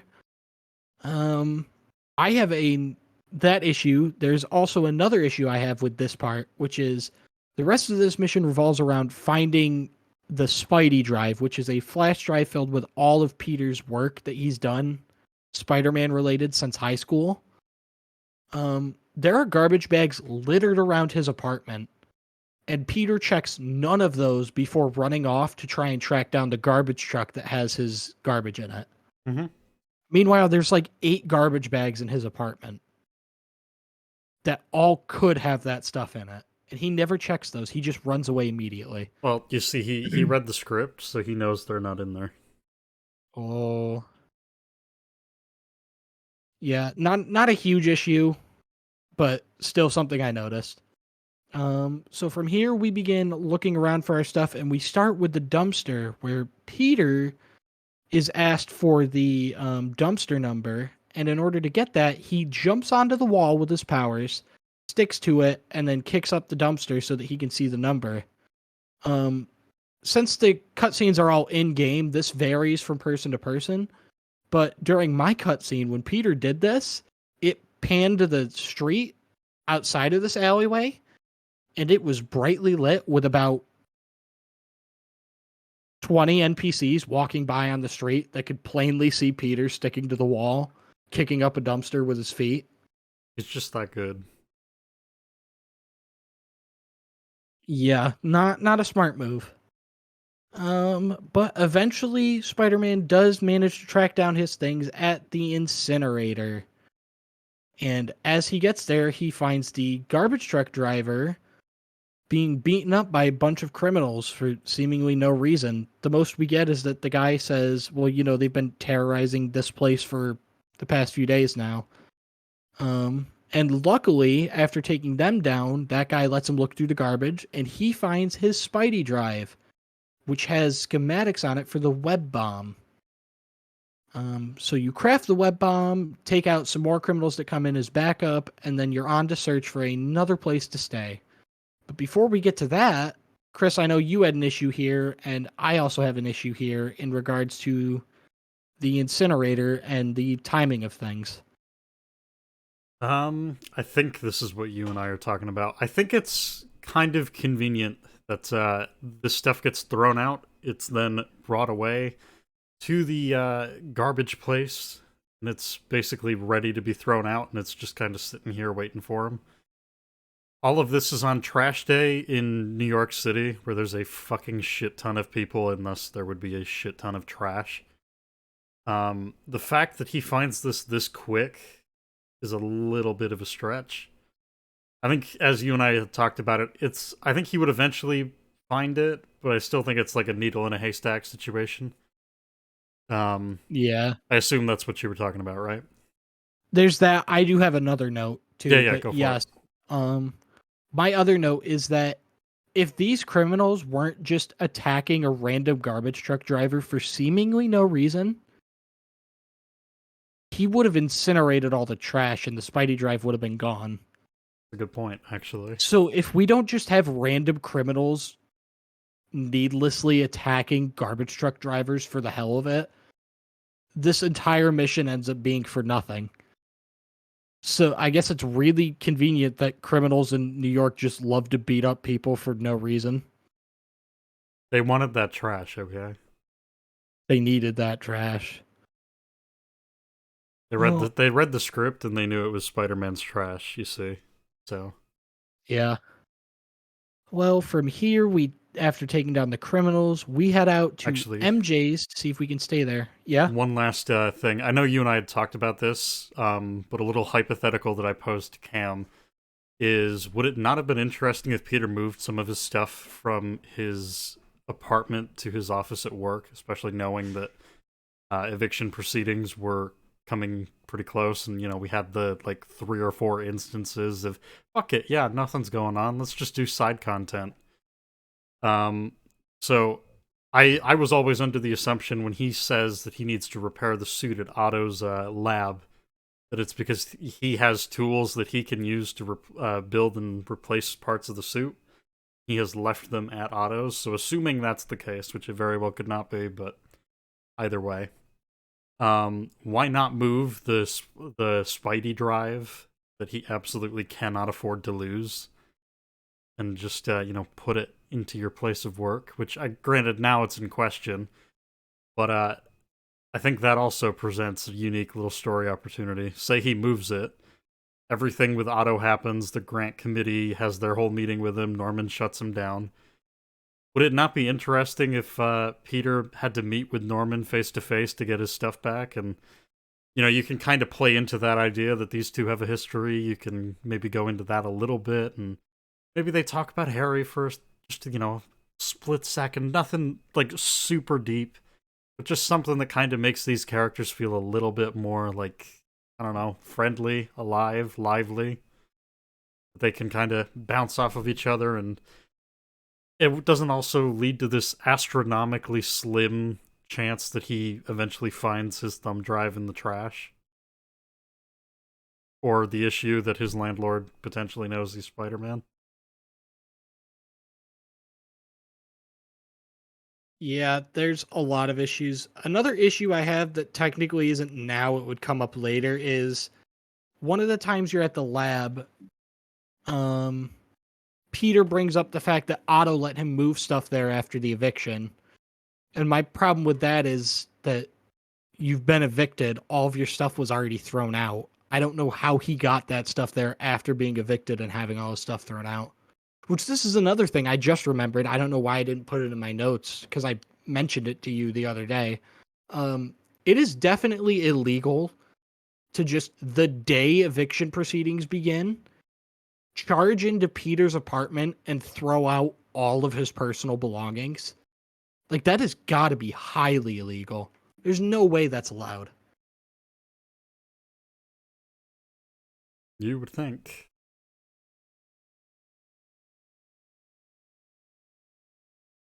Yeah. I mean, I think landlords have a lot of discretion. So, would he be allowed to barge in? Yes. Would he be allowed to just take all of Peter's personal property? Probably not. I would imagine Right. that he would have the ability to like go into his apartment and move all the stuff from the apartment to like the hallway, or to like if he's gonna be really a dick, move it to like the outside of the Yeah. building. I don't think he has any right whatsoever to steal his stuff, because at that point, that's just a crime. It's just Yeah, like you can't do he literally that. just goes in, Mm, takes all of Peter's shit, bags it up, and throws it in a dumpster. And it's like, that is someone yeah, else's personal property. You're that's what not I'm getting away saying. with Like this one. I don't think his landlord. I don't think Mr. Muggins has a good case at all here. Yeah. Like yeah, because at that point, I could think of two crimes in and of itself that he could be guilty of, or not even guilty, liable for. So yeah, Yeah, things aren't looking good, I Mr. don't Muggins. think, as far as I'm aware, I mean, I don't know a ton about property as of right now, but like as far as I'm aware, landlords, the only special status they get is that again they have the ability to move people's things out of the property that they own. I could see that just because like, well, you don't have a right to be here. I can just kick you out. Thus, none of your stuff can be here. I'm gonna kick all your stuff out too. But as far as I'm aware, I don't think they have the ability to actually steal your property, because at that point, yeah, Yeah, especially if it's something that like they loaned you or like belonged to them or whatever the case is, like that's one thing, I guess. But like, yeah, no, you can't. They can't just go in and like steal your stuff. Like, because I remember like in the scene, like I think he like his bed frame is there, but the mattress is gone. Like if it was a situation where like the I don't know why, but if the apartment came with a bed with like a frame and a mattress, like Peter doesn't have that. Peter does not have a right to that stuff. So like his sheets, I think might be a different. Like that's a different issue. But like the bed and the mattress belong to the landlord. So Peter does not have a right to those things. But Peter's personal property, no, absolutely not. The landlord does not have, as far as I'm aware. I could be totally wrong, but as far as I'm aware, he has just absolutely no right to take Peter's stuff. In fact, the fact that he did, not only did he take it, he purposefully threw it out, thus hmm damaging its value, and could possibly. And again, we learn later on that the stuff in the trash ends up going to an incinerator. So again, if there were things un-Spider-Man related that were important to Peter that were worth a lot of money or other kind of like sentimental value, like that's an actual crime. Like that's Yeah. not okay. No, Mr. That's Muggins that's doesn't give just a fuck. He's just gangster like that. Dude, Mr. Muggins is going to get charged with trespass to chattel and conversion, and this man is going away for a long time. I guess life lesson: don't pay your rent on time, because otherwise your landlords can come in and just destroy It your just shit. become a fucking criminal out of nowhere. What's funny too is like it looks like his bed is like flipped. Like this guy not only like took Yeah. his stuff, he just wanted to utterly just direct the place. He Which was again, searching Peter's mattress for any like spare change or anything. He was taking everything he could. like we don't get a highly like in-depth glance at because you only see the inside of his apartment like for a moment before he realizes, oh shit, my stuff's gone, and he runs out. But like just from what you can see, it looks like the place is just gutted, and everything that's left is either trash bags. It looks like a bed frame, but maybe it's not. I don't know. That's just from what I can see. That's what it looks like. But yeah, unless unless he has like, unless that stuff came with the apartment, he has absolutely no right to that stuff. So, Thinking but about it, after is next it semester, I'll look into that, and after next semester, I'll tell you if I'm wrong. all right? But I'm as far as I'm aware, landlords do not get special privilege to just take all your stuff. Yeah, The only people that it's are like if allowed, I left my car in your driveway, you don't have the right to just have my car towed and then demolished. right, Like you have the right to have it towed, but you don't have the right to fucking stick a hand grenade in the gas tank and blow it up because it was on your property. That just because it's right, on his property, he doesn't get a say in it because it's not his property. right. It's just like, yeah, and we don't get to see much, so I don't know. Maybe he didn't. I don't know, but from what we can tell, he definitely like just went in and just like wrecked the place like for no Yeah. reason. Because he's gangster So, like that. Yeah, and Mr. Muggins is don't definitely fuck gangster. around. Dude, don't fuck with Mr. Muggins. Is it not weird that he threw Sounds out like the important thing, but then left all of the other bullshit in the room? Yep. No, Yeah, that honestly, was probably like the ultimate troll. He left all the fucking trash in the room and threw out like all of Peter's clothes. He's like, your Even though moldy Peter- t-shirt, your belongings. 6-year-old broken even condom, though fuck Peter it, won't yeah, stay those are there, staying so in the there, trash but... is just gonna sit there until someone collects it. Like, Anything Yeah. he's gotta fuck himself over. Like, dude, Mr. Muggins is based. Like, Dude. Doc Ock has nothing on Mr. Muggins in terms of evilness.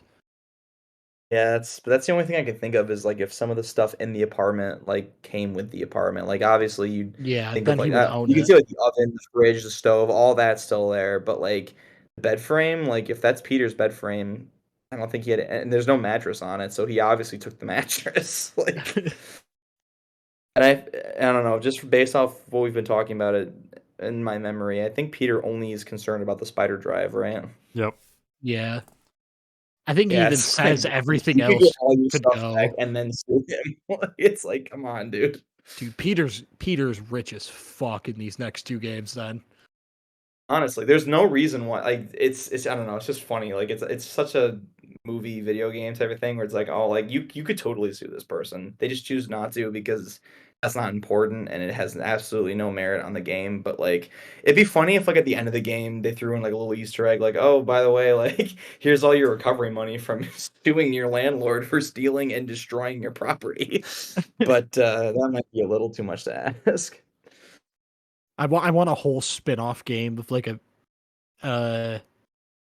Phoenix Spider-Man, Wright, Mr. Phoenix Wright Ace Attorney, where we just play through the trial against Mr. Muggins.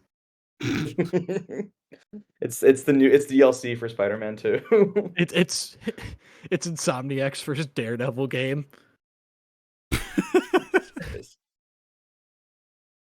Oh man. Anyways, who's ready for some side missions? Because No! after that mission, we get introduced to a side mission when we get a voicemail from a certain Three-course meal. yeah, from a certain black feline character. Oh no, I'm thinking of someone. Okay, fuck. My Telling next note is us- about May. I completely skipped over Oh. this. Oops. Oh no, I thought you were being like unironic when you said No. 3-course No, meal, I but fucked okay. up. Oh yeah, shit. Um, Whoops. Okay, but yeah, we get a voicemail from Black Cat telling us to head to an address, and when we get there, we find a stakeout. And Peter listens to a message she left behind, Put it and away. It's gonna go bad. we investigate the scene, find out what she was doing there, yada yada. I have it in my notes right here. At least the other side missions introduced through the story are there because they have to introduce tokens, which are integral to the game's upgrade systems. Hey, I'm gonna stop you right there. This one has to introduce a character from the DLC. Damn it. Oh yeah, this one has absolutely no reason to be introduced through the story because not only is it not important to the story, it is not important until the game's DLC. This side mission absolutely should have been a side mission that's just kind of introduced out of nowhere on the side. We're not specifically told about it, but it appears and we could start doing it. Well, and that's on top of the fact that what this side mission amounts to, and I guess granted I'm jumping the gun because we're not going to cover those in this, but that side mission literally amounts to, oh yeah, she pulls off a bunch of random heists, and by heists I mean she drops a bunch of loot that she got. You deliver them to the police, and then she robs the police. It's like, couldn't we just, like, skip this and have her rob the police? Yeah, overall, Really this has fine. no place in the story. And even on its own, it's not great. Nope. But yeah, this is like the most egregious example of side content being injected into the main game. But once again, Spider-Man does call Yuri to let her know what he's found, which is nice, I guess. And from here, we are getting called by May because we missed a dinner with her. We were supposed to get dinner with her and we missed it. And in this call, Peter explains that he not only now has no job, but is also homeless. So, May offers to let him sleep on the couch in her office, and we take her up on that offer. And Which is upon weird waking because like up, why wouldn't he just like go to her house? I'm assuming because as far as if we take Spider-Man 2 as canon at this point, May lives all the way in Queens. So her house or her office at Feast would be significantly closer. But that's just like that's me assuming knowledge that I have from something that technically wasn't out at this point. So yeah, and I think the explanation that came to my mind is it would essentially kind of go back to a lot of what the movies we've gotten with Spider-Man would run into, which is, oh, I'm running out, and oh, where are you going? Kind of avoiding situations like that where in the event that something happens and he has to duck out, she doesn't have to worry about him. She doesn't have to potentially figure anything out that she really shouldn't. Stuff like that, potentially. That was what came to my mind. But in this game, I feel like that doesn't really apply because we're verbatim told in the end that she knows and has known for a while that he's Spider-Man. Yeah. And kind of only plays dumb. Right. But yeah, I had always just assumed that he doesn't go to her house because she lives outside the city. But yeah, that's just my assumption. The answer is that the devs didn't want to make a model for May's house. They already made one for her couch and Feast.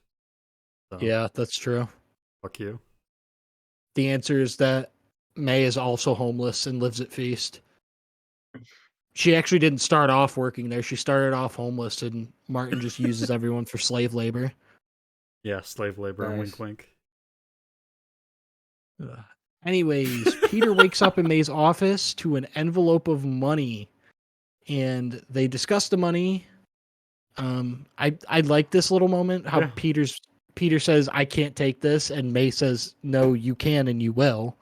And immediately Peter listens, and he's like, "Okay, but I'm paying you back."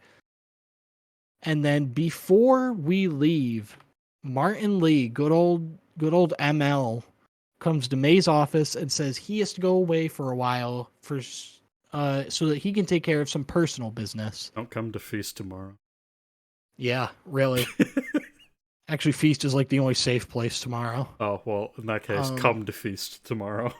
But as we learn in a bit, Lee, his personal business is his plan to suicide bomb and then kill a bunch of random innocent civilians at City Hall. Well, he's not suicide bombing everyone else. Well, he's like by proxy suicide bombing because everyone who suicide bombs is under his mind control. So I was gonna say, is it really by proxy if he's not doing it directly? But I guess that counts. He technically is doing it directly, just not with his own body. The fuck? It's like if he's mind controlling someone to suicide bomb, technically he's suicide bombing. He's just not using his body. I guess. He's the only man to multiple times have killed himself and lived. That's insane. Yeah. Anyways, with that out of the way, MJ invites Peter to the Osborn rally because she'll be covering it. And once again, we are prompted to do side content. Yay! This is time number 4, by the way, for people paying attention. Yeah, we're just going to skip that, though, and go straight to the next mission. Oh, this is my favorite. Is this the side content with Screwball? No, that's the DLC. That's fun. I can't wait. Oh, it isn't. No, yeah, there is a side mission with Screwball in the main game, but that one's that one's optional. Screwball's whole thing is the main game, I think. No, she has one side mission in the main game, and then she does like the challenges that Taskmaster has. She's like that for the DLC. She's the fucking Riddler of the Spider-Man games. Yeah, she literally is just the Riddler of these games. She didn't. Except she's not in 2 of 3. You know this game. Well, she's also not interesting in the first game that she's in. So there's that. a lot of people are happy she wasn't in Spider-Man 2. I wish she was, just so that we could see Peter fucking kill her with the black suit. Just that would have been so satisfying. Like the apex of him getting edgy with the black suit is him fucking murdering Screwball. And like he's not in a fight with her. He goes to Riker's and breaks into her cell just to kill her. That would have been so satisfying. Let me write a Spider-Man game, please, Insomniac. Obviously, I'm great at it. But anyways, the next mission, Jeff calls Spider-Man and tells him that he's heard about activity down at a Fisk construction site, but he can't go or else his wife and son would kill him for ditching his speech to go play cops and robbers.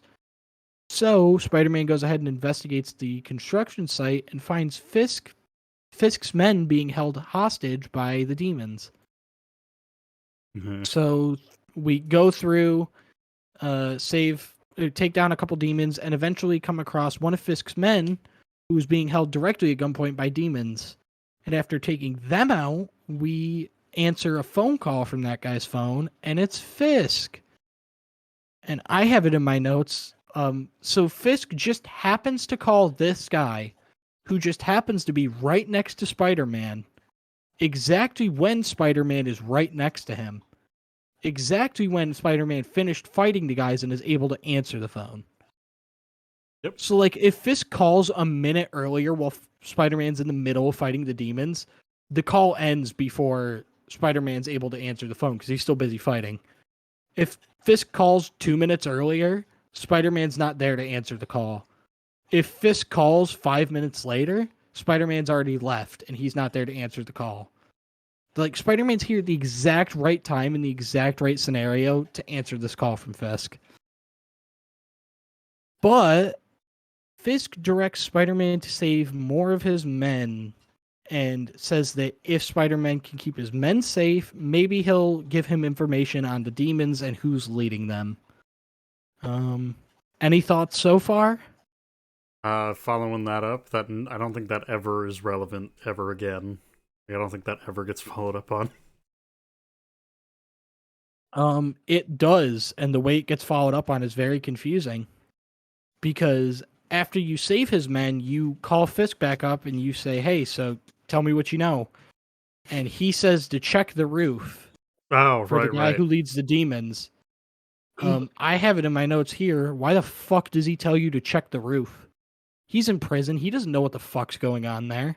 Was he looking out of his cell window with a telescope at his construction site?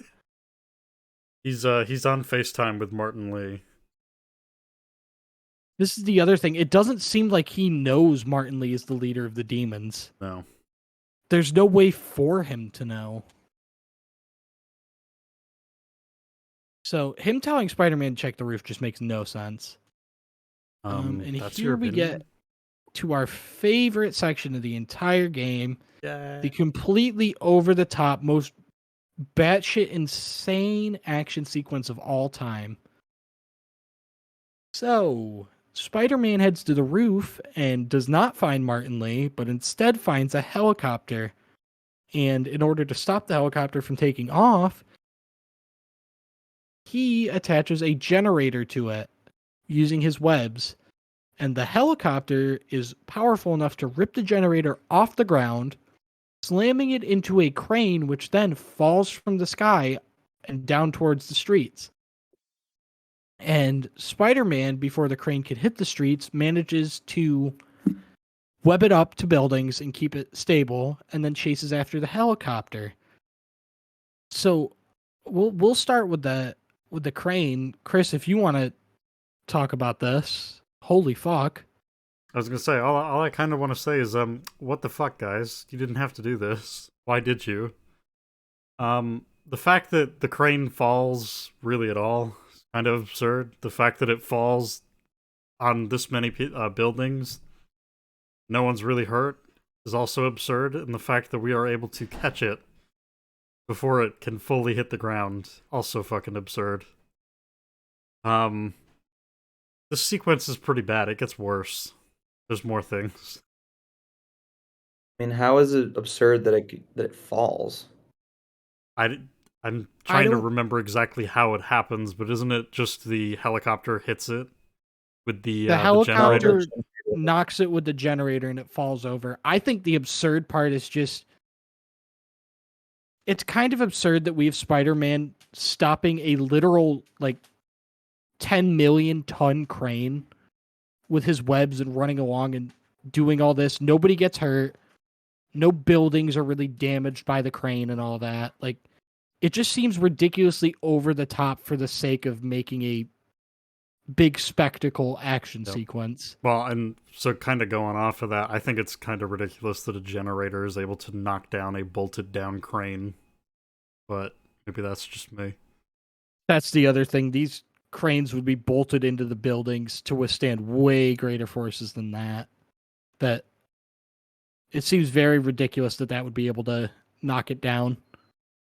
That honestly, I'm surprised a moderately strong gust of wind didn't blow this down sooner. But anyways, the helicopter chase, you chase down the demons and eventually get close enough to the helicopter that you can grab onto the generator, at which point it detaches from the helicopter and smashes through two buildings, both of which are just empty. Both buildings it goes through are just kind of empty for some reason. Well, it's not some reason. Lucky. Zack Snyder was on. No one knows this, but he was actually in the writer's room again. He snuck in for a second time, and so that's why the buildings are empty. Is because like why would there be people in them? That's just weird.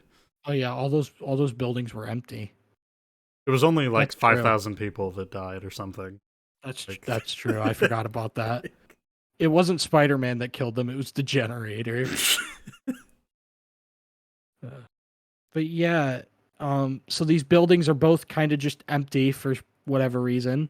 And then we continue running through the buildings and catch up with the helicopter. And when you get to the helicopter, Spider-Man jumps through it and kicks one of the demons out. But he doesn't let him fall to his death because he's altruistic.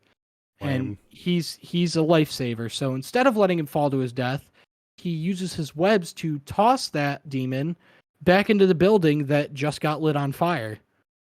So that was nice of him. Throw the unconscious demon into a burning building. Don't say he never saved any lives. I don't have to kill you, but I don't have to save you. Yeah, really. And then from there, you take down the helicopter by ripping out its engines. Well, not ripping out its engines, but damaging the engines. Before we get to that, I got a question. So, I know none of you can answer this, but how exactly did Mr. Negative's powers work? Because the game doesn't really tell us anything explicit anyways. And also, like... Sorry, I'm trying to figure out the best way to phrase this. So, he can pass on parts of his power, I guess, to other people. It doesn't really seem like it costs him anything. He can take that power back. He can use it to enhance weapons, I guess. Weapons include swords and whips and other stuff, and then there's also guns, which I gotta ask, how is being shot with a Mr. Negative gun different than being shot with a regular gun? Isn't it like negative energy or something like that? Like, I don't really remember all things considered, but it's like,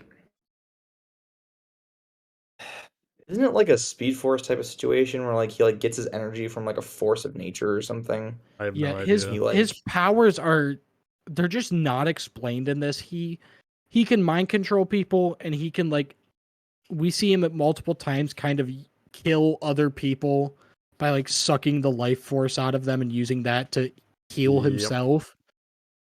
And then we're told he can just imbue his powers and give them to others. And do it in weapons too. It's fucking weird. Yeah, and put it in weapons, and it's like Martin Lee can kind of just do stuff at random for really no reason. And like Chris was saying, he imbues guns and bullets with his powers, and it's like, if you're shooting a person, I think that's already bad enough. You already shot them. You don't need to fucking blast them with Mr. Negative energy as well. And now I'm I'm looking at his wiki right now because I'm just, honestly, now that you say that, I'm kind of curious. And they're saying, yeah, that he controls negative energy. What that is, I have no idea. Okay. Yeah, that meant Okay. That's what I'm saying. Like, I'm just, yeah, he's a group called the Demons and possesses the ability to harness a form of negative energy at will. Okay. That is his abilities explained, I guess. this I don't is know. like when Marvel uses the word quantum. It doesn't actually mean Yeah. anything other than we didn't know how it worked either. Yeah. Okay. Sure. Nods, All backs right. away slowly. Hang on, let me just take a look at this real quick and see if there's any other information. Did you switch to a different pair of 'Cause earbuds or something? honestly, I Because you're don't remember it. It's crackling like, a bit. yeah, isn't it like the Devil's Breath gives him powers too? I have no No, idea. I got questions about that too. The Can you hear Devil's me Breath now? is. Yeah, you're coming through. Yeah, you're good. Yeah. The Devil's Breath is just the serum that Oscorp made. Right. I know. Even the wiki doesn't really give him a ton of explanation in terms of how his powers work. Or I guess it is. Okay, so he possesses the ability to generate and control a highly destructive electric negative energy. He typically uses the energy to project powerful blasts or charge up swords, combining dark powers with swordsmanship. Mr. Negative also displays increased physical attributes in terms of reflexes. Okay, whatever. He's invulnerable, basically. He has the ability to mind control. He can corrupt people, effectively bringing them under, giving himself even greater power. Amplifying his victims' negative emotions. He can additionally gift small portions of his powers to followers. Furthermore, his mind control abilities allow him to create realistic illusions in the victim's mind, such as zombie-like holograms that he creates to use against Spider-Man. Yeah, yeah. Yeah, that's pretty much it. He like he just thrives off negative energy, I guess. Like it's the most like comic booky like type of power. He's a college professor. Okay. Yeah, pretty much. Basically. Like, Yeah, He basically. he learned a lot And from he can fart turn school. he can like yeah. What are they teaching in fart school these days? And he can use like his abilities to like make people mad and they okay. attack you when they're mad, I guess. All right. That's Okay. I'm just reading straight off what the wiki says and that's all they got. I love how even the It's like, wiki's okay, just like, he cool. can do this, shut up. Yeah. The concept art is pretty cool though. Well, anyways, back to the helicopter crash. After taking out the engines, the helicopter begins just nosediving. The tail comes off and starts just barreling down the street. Luckily, somehow, it doesn't kill anyone in their cars. It doesn't hit any pedestrians or anything. And Spider-Man is able to grab it and web it to a building so that it doesn't kill anybody. And then he does the same with the actual helicopter.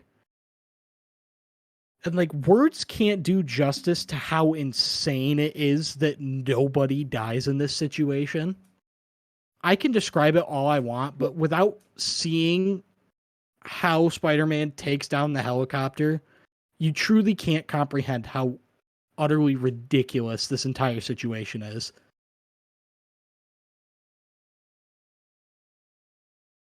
Yeah. And then from there, we are introduced to Miles for the first time, who is Jefferson Davis's son. And he will be an important character, not really, except for when the plot wants him to be out of nowhere. Later on. I have one note before we get to the awards ceremony, if I may. All right. If you want to get into that, I got to go do something real quick. I'll be back in a few minutes. So, Okay. So going off of the Peter and MJ text pattern thing that I identified before, I noticed that Jeff tends to use abbreviated texts, whereas Miles uses almost exclusively acronyms in his texts. So again, it's just one of those things that all four of them seem to have very unique, personalized text patterns, especially in contrast to the other three. So just something I thought was a little bit neat. I guess while he's gone, let's try and set the stage as best I can. So, there's Jefferson Davis's award ceremony. So, Peter is with MJ, and I believe they're talking a little bit, and Norman's giving a speech. He's gonna put a medal on Jefferson Davis to commend him for his bravery and all that jazz. At some point, Norman is eventually pulled off stage by someone who has, I guess, information regarding a phone call that's incoming. He basically tells Norman to take it. So Norman descends the stage, hands, I believe, the podium off to Jeff, and then eventually from there it sort of goes into... Goes into Jeff giving his speech while Norman answers the phone. And on the phone, the guy on the other end is basically like, hey, fuck you. Norman, you're a piece of shit. I hate you. You fucked me over at some point in the past, and I'm gonna get even and get revenge. Trying to remember exactly the phrasing of it, but Norman's like, listen, asshole, I get like a dozen calls like this a day. I'll be fine. I'm not worried about this. I will have to ask Cam when he gets back, because I cannot remember for the life of me what the other person says. But Want me to tell you? Hold on. Sure, yeah, if you can find it. I can pull it up I can pull it up in a second. Sure. Yeah, while you do that, I'll continue. So Norman is absolutely shaken by these words and decides to flee the ceremony entirely. So Okay, I got it. yeah, go for it. All right, so the guy says, I've worked many years for this moment. Let's see. Yeah, I just hit a bunch of this part. Hold on. Okay, Norman says, who is this? The caller says, over the coming days, your company, your city, and everything you care about will be destroyed. Norman then says, people will, the guy says, people will beg for your help, but you won't be able to save them. Norman then says, listen, jackass, I get threats like this twice a week. Why don't you grow up here and tell me what you want? And the guy says, to watch you suffer. And then ominously, Norman hangs up the phone, and then he starts to evacuate, leaving everybody. I love how he just leaves, and yeah, like, everybody could be in danger, but he just is like, no, I'm out. Yeah, he's the meme of the guy that does the fucking peace sign and then he disappears. Like, no, literally, he just like, yeah, we should probably go. Fuck everyone else. It's like they're fine. Yeah, so you guys have fun. I'm gonna. Yeah, and Peter's like, he basically indirectly leaves it to Peter to basically fix the situation. Well, I think it's very telling, because I think if most of the other characters were in this position, I think they would absolutely go back, try and do some sort of evacuation or whatever the case may be. But Norman's first instinct is, I'm going to get out of here to protect myself. Fuck the rest of them. The other funny thing that I'm just noticing about this whole scene is the dude, they all have suicide jackets, right? So why exactly do they need to have Lee's powers if they just have suicide jackets? It's a lot like him imbuing the power in the fucking assholes with the guns. That it's like, oh, you got shot with a Mr. Negative power gun. And it's like, okay. Pretty sure an AK, if you shoot me with it, is still going to kill me, but potentially. I could kind of understand, like, a sword, I guess, because imbuing it with the energy would allow you to, like, use it quicker and like more effectively. But the sword is one thing, but it's just like, I have a Mr. Negative gun. It's like, shut the fuck up.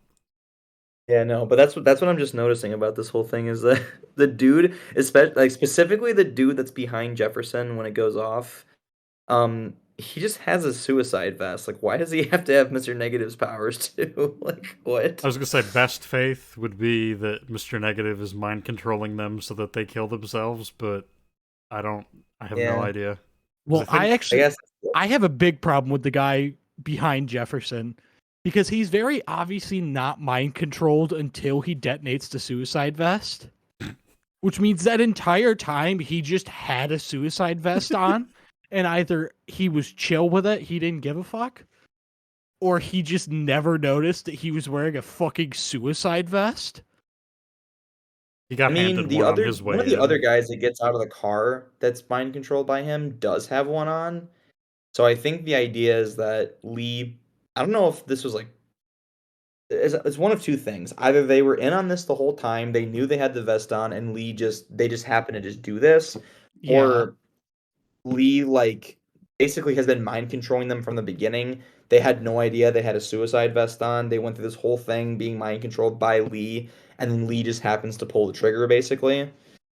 But yeah, I would say that's like the best faith interpretation is that I don't like even think we can go with that though, because Yuri says that when someone's mind controlled by them, by Lee, their eyes start glowing, and also we see the guy like start glowing like Mr. Negative when goes to detonate the vest. So mhm. it almost feels to me like they're trying to tell us that he's starting being mind controlled there. Yeah, the Maybe, but that interpretation I doesn't mean had that was he that he was doesn't. just going under. Yeah, I was to I say will my say best faith. I would think maybe he's in on it with Lee from the beginning, that he is a demon. Could be. And I would Lee assume just so. mind controlled him for that extra bit of insurance of no matter what, that bomb will go off. That he didn't want to like take the chance that he chickens out. That Yeah. could be interesting. Although, I mean, just like analyzing this a bit more specifically, I think, yeah, he doesn't really seem mind controlled until he like pulls the trigger, basically. So, yeah, I don't know. Maybe one could argue that the dude had like second thoughts or something, and Lee's like, no, fuck that. Fuck you. Like, you're going through. If you're gonna do this joke, you're gonna go all the way. So But to finish yeah. summarizing the events, just so that Cam, you can take it back after this, but so Peter senses something with the spider sense. He turns around, I believe, and sees that Martin Lee is stepping out of a car. It's pretty apparent at this point that Lee is somehow involved in whatever's going to happen. So Jeff at this point also kind of realizes something's up. And Jeff, I believe, tries to tackle the guy that is on stage with a suicide vest. He's trying to get everyone else out of the way. And that bomb goes off, and at the same time, Peter seems to be doing the same thing with MJ, shielding her from a different blast. So, I mean, kind of going off of what Anthony and I were saying earlier, really interesting to have the juxtaposition of Norman is faced with an opportunity to potentially evacuate, and yeah, it'll cause chaos, but it'll save lives. His first response and reaction is to just get the hell out of there and not say anything.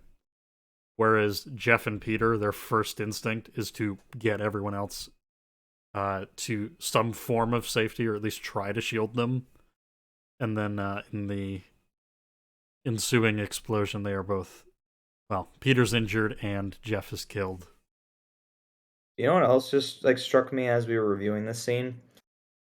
The What's up? city already probably has like some shaky feelings about you being the mayor. How do you think it's going to feel after there is a bombing at one of your speeches and it just happened to be that you were nowhere to be found minutes before the bombs went off? You know what's funnier now that I'm thinking about it? If they never did anything, Norman would have been front and center on stage, or at least on stage, if nothing else. Yeah. That call did nothing but help him. Not I only that, think the exact opposite. I think it helped Lee in terms of what Anthony just said. It makes Norman look extremely bad. And Lee has, with his Devil's Breath plan, shows that he's more interested in humiliating Norman and then killing him than just killing him. Do you think though that Lee anticipated that Norman would just flee after getting this phone call without like alerting anybody? Because that's a pretty high risk you're running. Because like Yeah, it's not even 50-50. I would say like just from a logical perspective, you would think that if the mayor or like any like public officer gets a phone call like that in the middle of a speech, their immediate reaction is going to be, well, they're going to tell Secret Service, and then they're going to tell like Secret Service to tell everybody else to get the fuck out of there. Yep. So I feel like you're running a pretty high risk that he's not going to do that. It just so happened to work out, which is honestly kind of a contrivance when you think about it.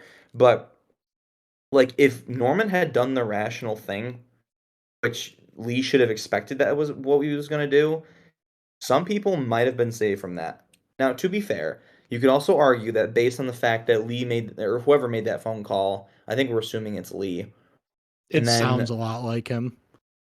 like, only a few seconds after that, his bombers show up. Like, I feel like I guess Lee figured either way, no matter if Norman just leaves or if the crowd like, or if he does the rational thing and like tells the crowd to leave. Either way, people are gonna pretty much die because those guys get there like almost immediately. So the only thing he's really risking is the fact that Norman is the target versus the people.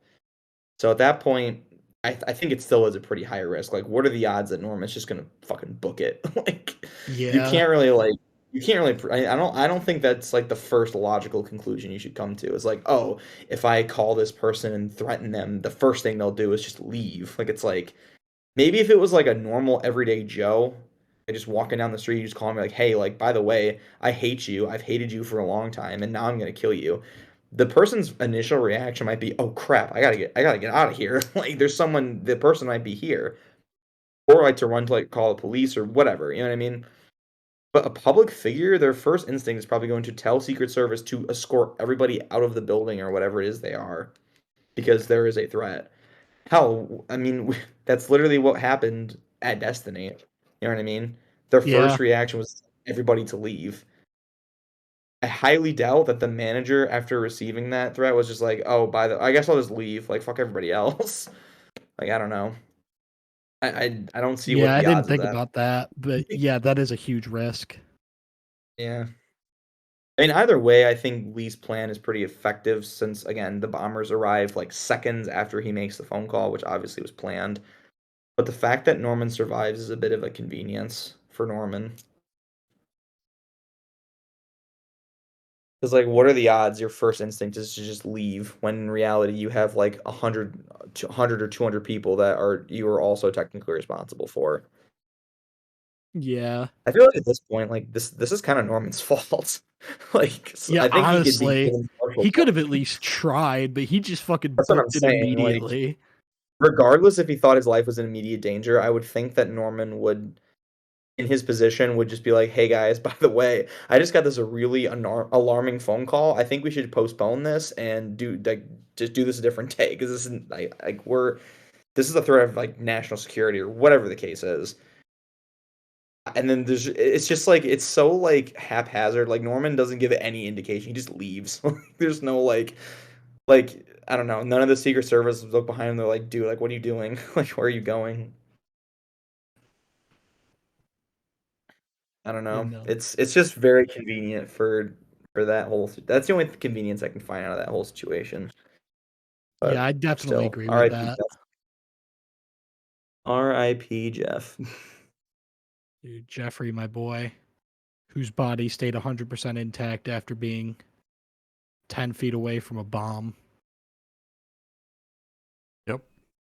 Oh, never mind. He did Yeah. actually get a bit of blood on his chest, so that is actually the reasonable amount of damage that a bomb would do.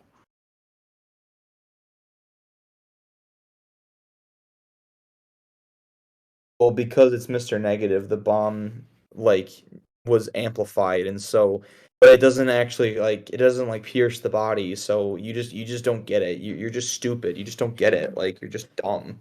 Oh, it was a You don't negative get bomb. So how instead it of works, blowing dude. up into his body, it sucked the blood out of his body, and that's why it's on his chest. Yeah. Dude, Exactly. this game is so deep. Should The have given blood I is him. can't somebody believe it. else's blood. It's symbolic because I don't know. It's the blood of the good demons who died for Jefferson Davis and his sins. Exactly. What if the whole time this call was directed at Jefferson and Norman They what if accidentally Lee said Norman. on accident? Yeah. And at Mr. that Jeff- point, Lee was like, "Oh shit, we fucked up. We got to commit to it now, though. Like Norman thinks we're after. We can't just let up. That'd be cruel. Oh my we gosh. got to go all in on this bit now." Lee just like he just like slowly puts the phone down. The dude next to him is like, "Everything okay?" It's like, we fucked up, but we gotta roll with it now. Yeah, we don't have much of a choice but to keep going with this. Like, the dude looked at him and was like, you just called Norman Osborn, right? He's like, yeah. And it's like, and that's what Yeah. you were planning. Right? He's like, yeah, yeah, that was always the plan. And if otherwise, then you're just crazy. It's like, what? So Lee got so busy with art history, he didn't study American history, so he thought Jefferson Davis was the actual president of the Confederate States. He was just doing his civil duty to the Union, trying to take him out. The fuck?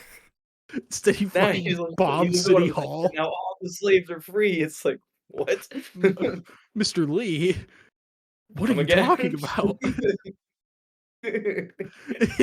Oh my god. Uh, Anyway, we have anything yeah. else to say about this fucked up incident?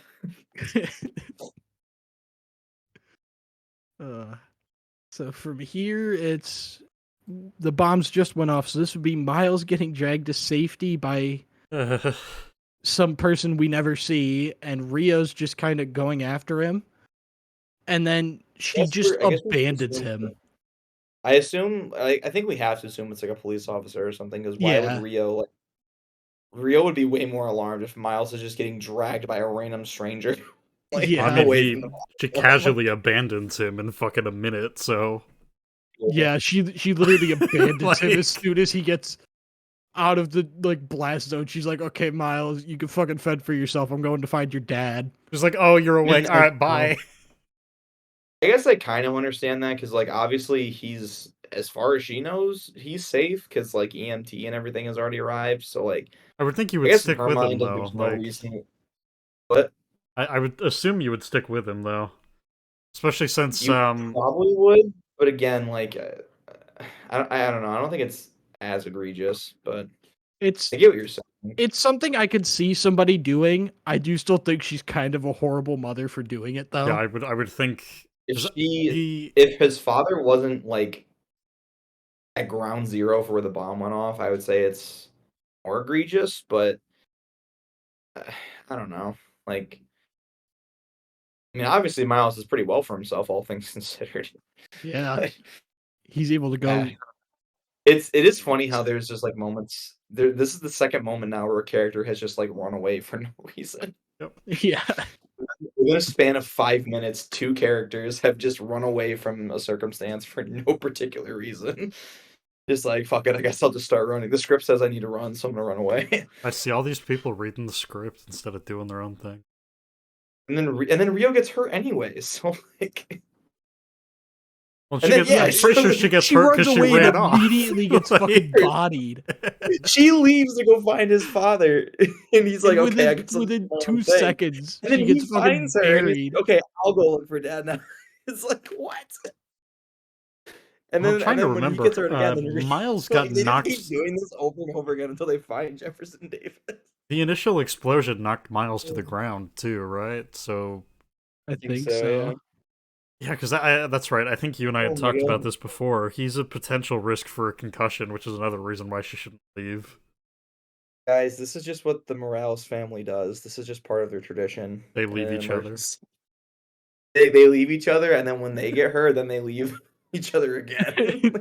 It's a transactional family relationship. I want to see a different scene where they just keep doing this over and over again until they get to Jefferson. Miles goes to Rio and fucking he's like, "All right, listen, I got this. I'm gonna find Dad. I'm gonna make it." Okay, and then he immediately gets hit by a truck. And the girl's like, "Oh my God, are you okay?" And I was like, "Yeah, I think it just shattered my leg." Okay, well, I'm gonna go look for your dad. Okay, that makes sense. By the time then Miles Rio- gets to Jefferson, he's like- just like a head and a shoulder. He's like, Dad. God. The demon Oh, picks if I him just up and hadn't drop kicks him. stopped to get mom all those times, you would be okay. Like, it's just, what? Oh my god. Jefferson Davis is just laying over there with like with one arm and one eye. He's like, guys, a little help Guys. here. I can see Dad. He's still okay. And then Miles is walking around going, have you found my dad? He's the president of the Confederacy. He's about yay tall. Maybe you heard of him." Really, really based. I don't know. I can't say much else, but he's really, really based. I've been advised not to say anything else. I've heard Abraham Lincoln's not too big a fan of him. Oh. Big fan of seceding. I don't know if you've Yeah. seen this guy. Like, my God. Anyway, yeah, so Miles goes back into the wreckage after he abandons Rio Yeah. after she abandons him. Yeah. I want to know who made these sections, and can you please kill yourself? These sections are so Oh, bad. man. Like, And then demons why show did up. you do this? Actually, before we get to that, I did find out there's a patch of fire you can just casually stand in as Miles. It's one of those things that's like, I'm sure they didn't mean for you to be able to do that, but I just think it's funny. Like, you can just casually walk in the fire. Does he get hurt or Nope. No, he just stands there it's and just, I was gonna say, it's nothing like a happens. Bruce Wayne Arkham City type of thing where you just like you can't be hurt as Bruce Wayne. Yeah. But the minute you're and like Yeah, you're in Yeah. suit, you get fucking capped. Yeah. Literally. Yeah, there's that. I have a lot of problems with the Miles stealth section. I do too. My first one I'm is sure we all do. really big, which is Martin Lee sends his men in to execute a bunch of people. So what part of going after Osborn requires him to send his guys in to just execute a bunch of civilians? But you don't know if Martin's posing as that black woman that's on the floor, so you gotta be sure, you know? Or he could mind control that woman. Yeah. Yeah, it's very Actually, confusing fuck, that you know, he's just okay. executing civilians.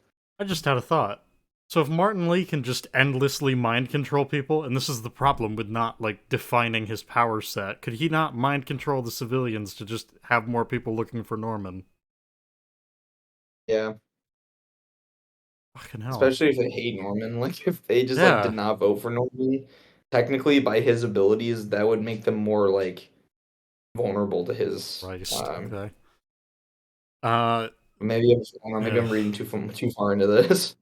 This is on top of the fact that Miles also, like, he's climbing up the wall. He can see over to where his dad was.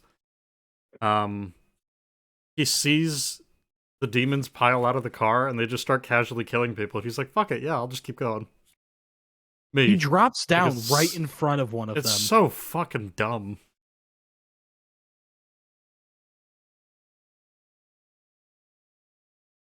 Then it literally, I think one of the next sections is there's the flipped over car. There's a demon on the other side of the car. He casually stabs a man with his Mr. Negative power sword and kills him. Which is again much more dangerous than a normal sword. Yes, of course. So preface that. Yeah, the glass is broken. There's fucking glass shards everywhere. Miles is crawling through this car. And just on the, like, literally outside the passenger door is some demon stabbing a woman to death, or stabbing a man to death. And, yeah, no, they don't hear Miles, they don't look in and see it, nothing. And then that gets worse when, there's the body of the driver falls out of the fucking car, and no one, like, bothers to check the car at all. You know, they turn around when you step on broken glass, but when a body falls on broken glass in a car and makes a super loud noise, nobody cares. Yeah, no one gives. Yeah, no. These guys make less sense as far as their AI and what actually like draws their attention than the fucking Arkham thugs. Like it's actually kind of pitiful. Yeah, but the Arkham thugs are more entertaining when you listen to their banter. That is true. Yeah. We didn't have any locked up tighter than my mom on prom night things in this. And we never will. Same. Nothing will be as comedic as that. And there's the section where Miles weaves through like a dozen demons and stands on a fucking support beam, literally just over the heads of another set of demons. They don't see him. Yeah, I have it in my notes. I just genuinely don't believe Miles makes it through this. No. No, I don't either. I think the ending of this section is incredibly fucking contrived too.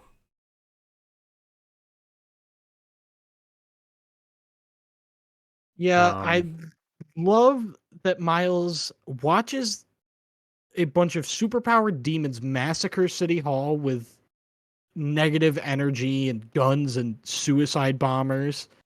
And then he thinks, you know what, now that I made it to my dad, I'm going to walk out into the open in front of all of them, pick up a metal pipe, hit one of them, and I'll be fine. Yeah. And then he fails to hit even the one he tries to. Well, and the only reason he survives this is because the guy that he tries to hit doesn't have a gun. Yeah, if that dude has a gun, he's dead immediately. But because he has a sword, he takes time, and Lee comes in at the last second to be like, no, don't kill him.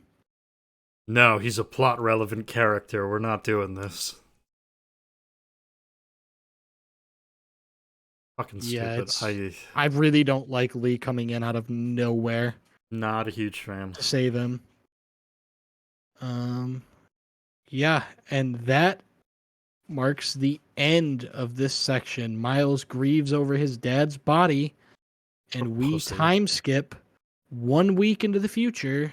I thought it was 2 Jeff's weeks. funeral. I thought it was 2 weeks as well. When I played through it last time, it said 1 week. Really? Huh. I'm gonna look it up. Okay. Yeah, no, it's a week later. I can confirm. Yeah, I always thought it was 2 weeks, but when I played through it earlier, it said 1 week. Right. Huh. So 1 week later, we are at Jeff's funeral because this pussy ass bitch couldn't go toe to toe with a bomb and survive. Fucking idiot! I know, right, dude? Should have just installed Shocker, and he could have blasted the bomb away. Non-lethally, of course. Of course, naturally. Yeah, the funeral scene is. I don't really know how. Like, I like it, but I don't really know exactly why I like it so much. So, if one of you wants to talk about it, I just don't really know how to put into words what I like so much about this scene. I think so what I like about this is a lot of it feels just very, I guess it's essentially basic until you get to Peter and Miles talking alone at the gravestone. But it's very run-of-the-mill. It's also incredibly respectful to a character that, by all means of the games, trying to think of the best way to phrase this because I think I already fucked up, but essentially Jeff is absolutely one of the good guys. He's a good cop. He's a good father from the looks of things. He's just all around a good guy, and we very much get that impression from our interaction with him. So it's just, I don't know, maybe it's the amount of bad media that has just kind of skipped over honoring the people that do the right thing, honoring the people that are the heroes of the respective worlds that we watch or we play in or whatever. To just have a funeral scene that kind of plays out as it should, where it's just, yep, we're paying homage and paying respect to a character that did their thing. They died. They tried to save people. They did whatever they could, yada, yada, yada. I think that's also just a nice touch on its own. But then you have that exchange with Peter and Miles at the end of this little sequence where Peter comes up. He starts to explain his case in a sense and basically be like, yeah, you know, it sucks, but, and then Miles cuts him off and is like, what, it's gonna get better? You know, I just need time. Basically starts listing off all of the cliches that it seems like it's a scene that's very much aware of the fact that this is something that happens quite a bit in media. and it feels like it's very much willing to kind of play off of that and go with its own sort of spin. That I really do like the fact that Miles goes into that conversation being like, I know what you're gonna say, just shut up, leave me alone.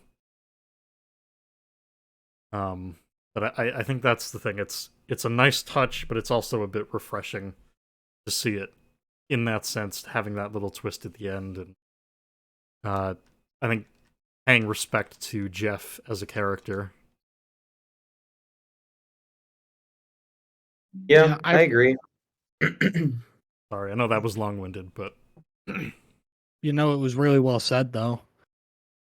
I really like it, particularly for what it tells us about both Peter and Miles as characters, which Yep. Miles isn't in a lot of this game, so a moment that tells us this much about him is nice. That we get to see how he processes grief and how he handles conflict, which is obviously a very important thing in not just any story, but particularly a superhero story. Grief is going to be an especially important thing that we're obviously going to see the character go through fairly often.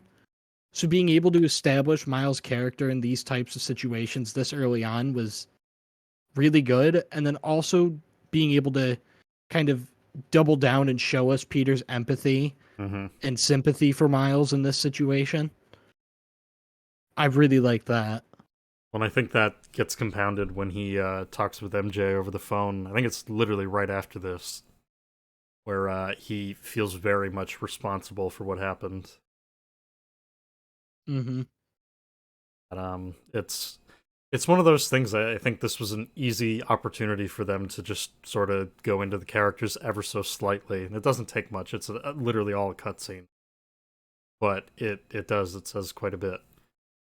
I think the biggest gripe, and this kind of goes into the Fisk thing from earlier that I have with this, I'm not a huge fan of time skips because a lot of it just sort of implies that everything that happened in that gap of time doesn't matter. Which, in this case, and again, this cutscene that we saw kind of gets into a lot of what I would want from that weak gap of time. But I would love to kind of deal with the raw emotions of Jeff just died and all got attacked, or Norman's rally got attacked, and basically seeing how all of these characters kind of respond to that. And I think this moment is sort of the crystallization of some of that. I guess in a slower game, if I had my way, I would love to kind of go into at least a little bit of what happened in that gap, but I can understand that we don't necessarily need it. Just something that I think would be a little bit supplemental that would absolutely help these characters and help our understanding of the progression of the story past this point.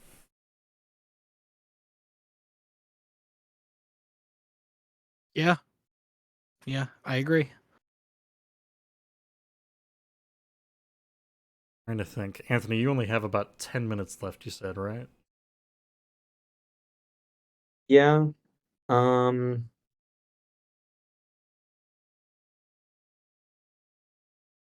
yeah, unless you guys are willing to like split this That's what I'm split this video thinking. in I half. think that's what we might do. We Yeah, do like we've do already. the second because Oof, we're almost halfway we're through the almost at. games. I was gonna say we're almost at 4 hours, and we just completed Act 1. Yep. Yeah. But Act 1 is we- pretty long, so we are probably around like 2/5 to halfway through the game.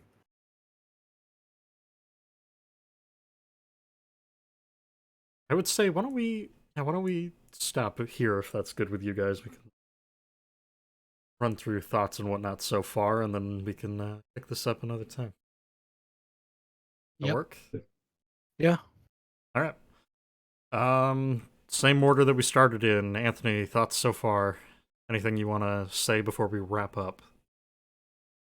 Yeah, I'd say my opinion is for the most part the same as when we first started. You guys definitely pointed out some things that I didn't catch my first time through, so thanks for that. Mhm. Like just some things that I'm like thinking about, like, oh yeah, like that is kind of weird. Like I don't know why I didn't think about that from earlier. I didn't completely agree with everything you guys said, like everything that we talked about and criticized. I was willing to forgive some of the contrivances in the game, in the first half at least. Um, But for the most part, yeah, I'd say my opinion has mostly stayed the same. I still really like the story. We haven't really gotten to like the good points of the story. I feel like the first half is, I think, arguably the worst out of the two. Um, but yeah, my biggest gripes, like I said in the beginning of the video, was basically just MJ and Miles's missions were just incredibly tedious and annoying, and Screwball. Those are pretty much the only two things that I really did not like about the first half. Everything else was either like, okay, that was cool, or like that was really good for me.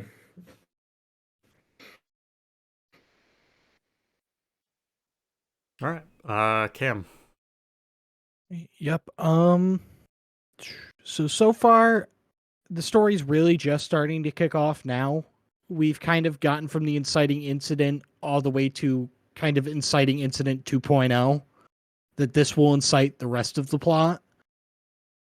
So far, I would say the first half, I would say, is the better half in terms of objective quality. The second half is where we're going to see more of the plot issues kind of seep in. But with those lows of the second half, we also get the higher highs. So I would say I like the second half more, but I do think this first half is better. So far I really like what we've done with the characters. I like that we're giving Peter and MJ time to develop their relationship. We're giving them scenes, just those two. We're giving them phone calls. Otto, I feel like we could get a bit more out of, but I know he has a lot more screen time here on out, obviously, but I wish we did a little bit more with him up till now. And Martin Lee, I wish was just established a little bit more, not only in his relationships as Martin Lee, but in his abilities as Mr. Negative. Overall, I would say that to where we are now in the story, it's pretty good. It's had a few things here and there that are bad, really contrived. Nothing I would say is like completely egregious though. To where it's completely unforgivable. But we have had a lot of pretty big contrivances and just wow, this happened exactly the way it needed to. But overall, I'd say it's a relatively strong start that will produce high highs, but will also produce pretty low lows in the next two acts. Yeah, I think I would agree with most of that. I think we're in an okay position. There's a lot of things that, as Cam said, are contrived or, well, very convenient that they ended up the way that they did, but overall, there's nothing that's overtly egregious as of right now. We're, I think, definitely going to talk about some worse things that'll come up in the second half of this, but that'll be for another time. Character-wise, I think we're doing okay. A lot of missed opportunities, I think, but overall, we could definitely be doing a lot worse. I think that's really about all I have to say, because everything else will sort of, I think, crystallize in part two. So I think that's where I'm good with ending it. So, as always, thank you, Anthony, for coming on. Thank you, Cam, for sticking it out with me. And thank you, folks, for listening. Get back to this at some point soon, I'm sure. So, thanks. See ya.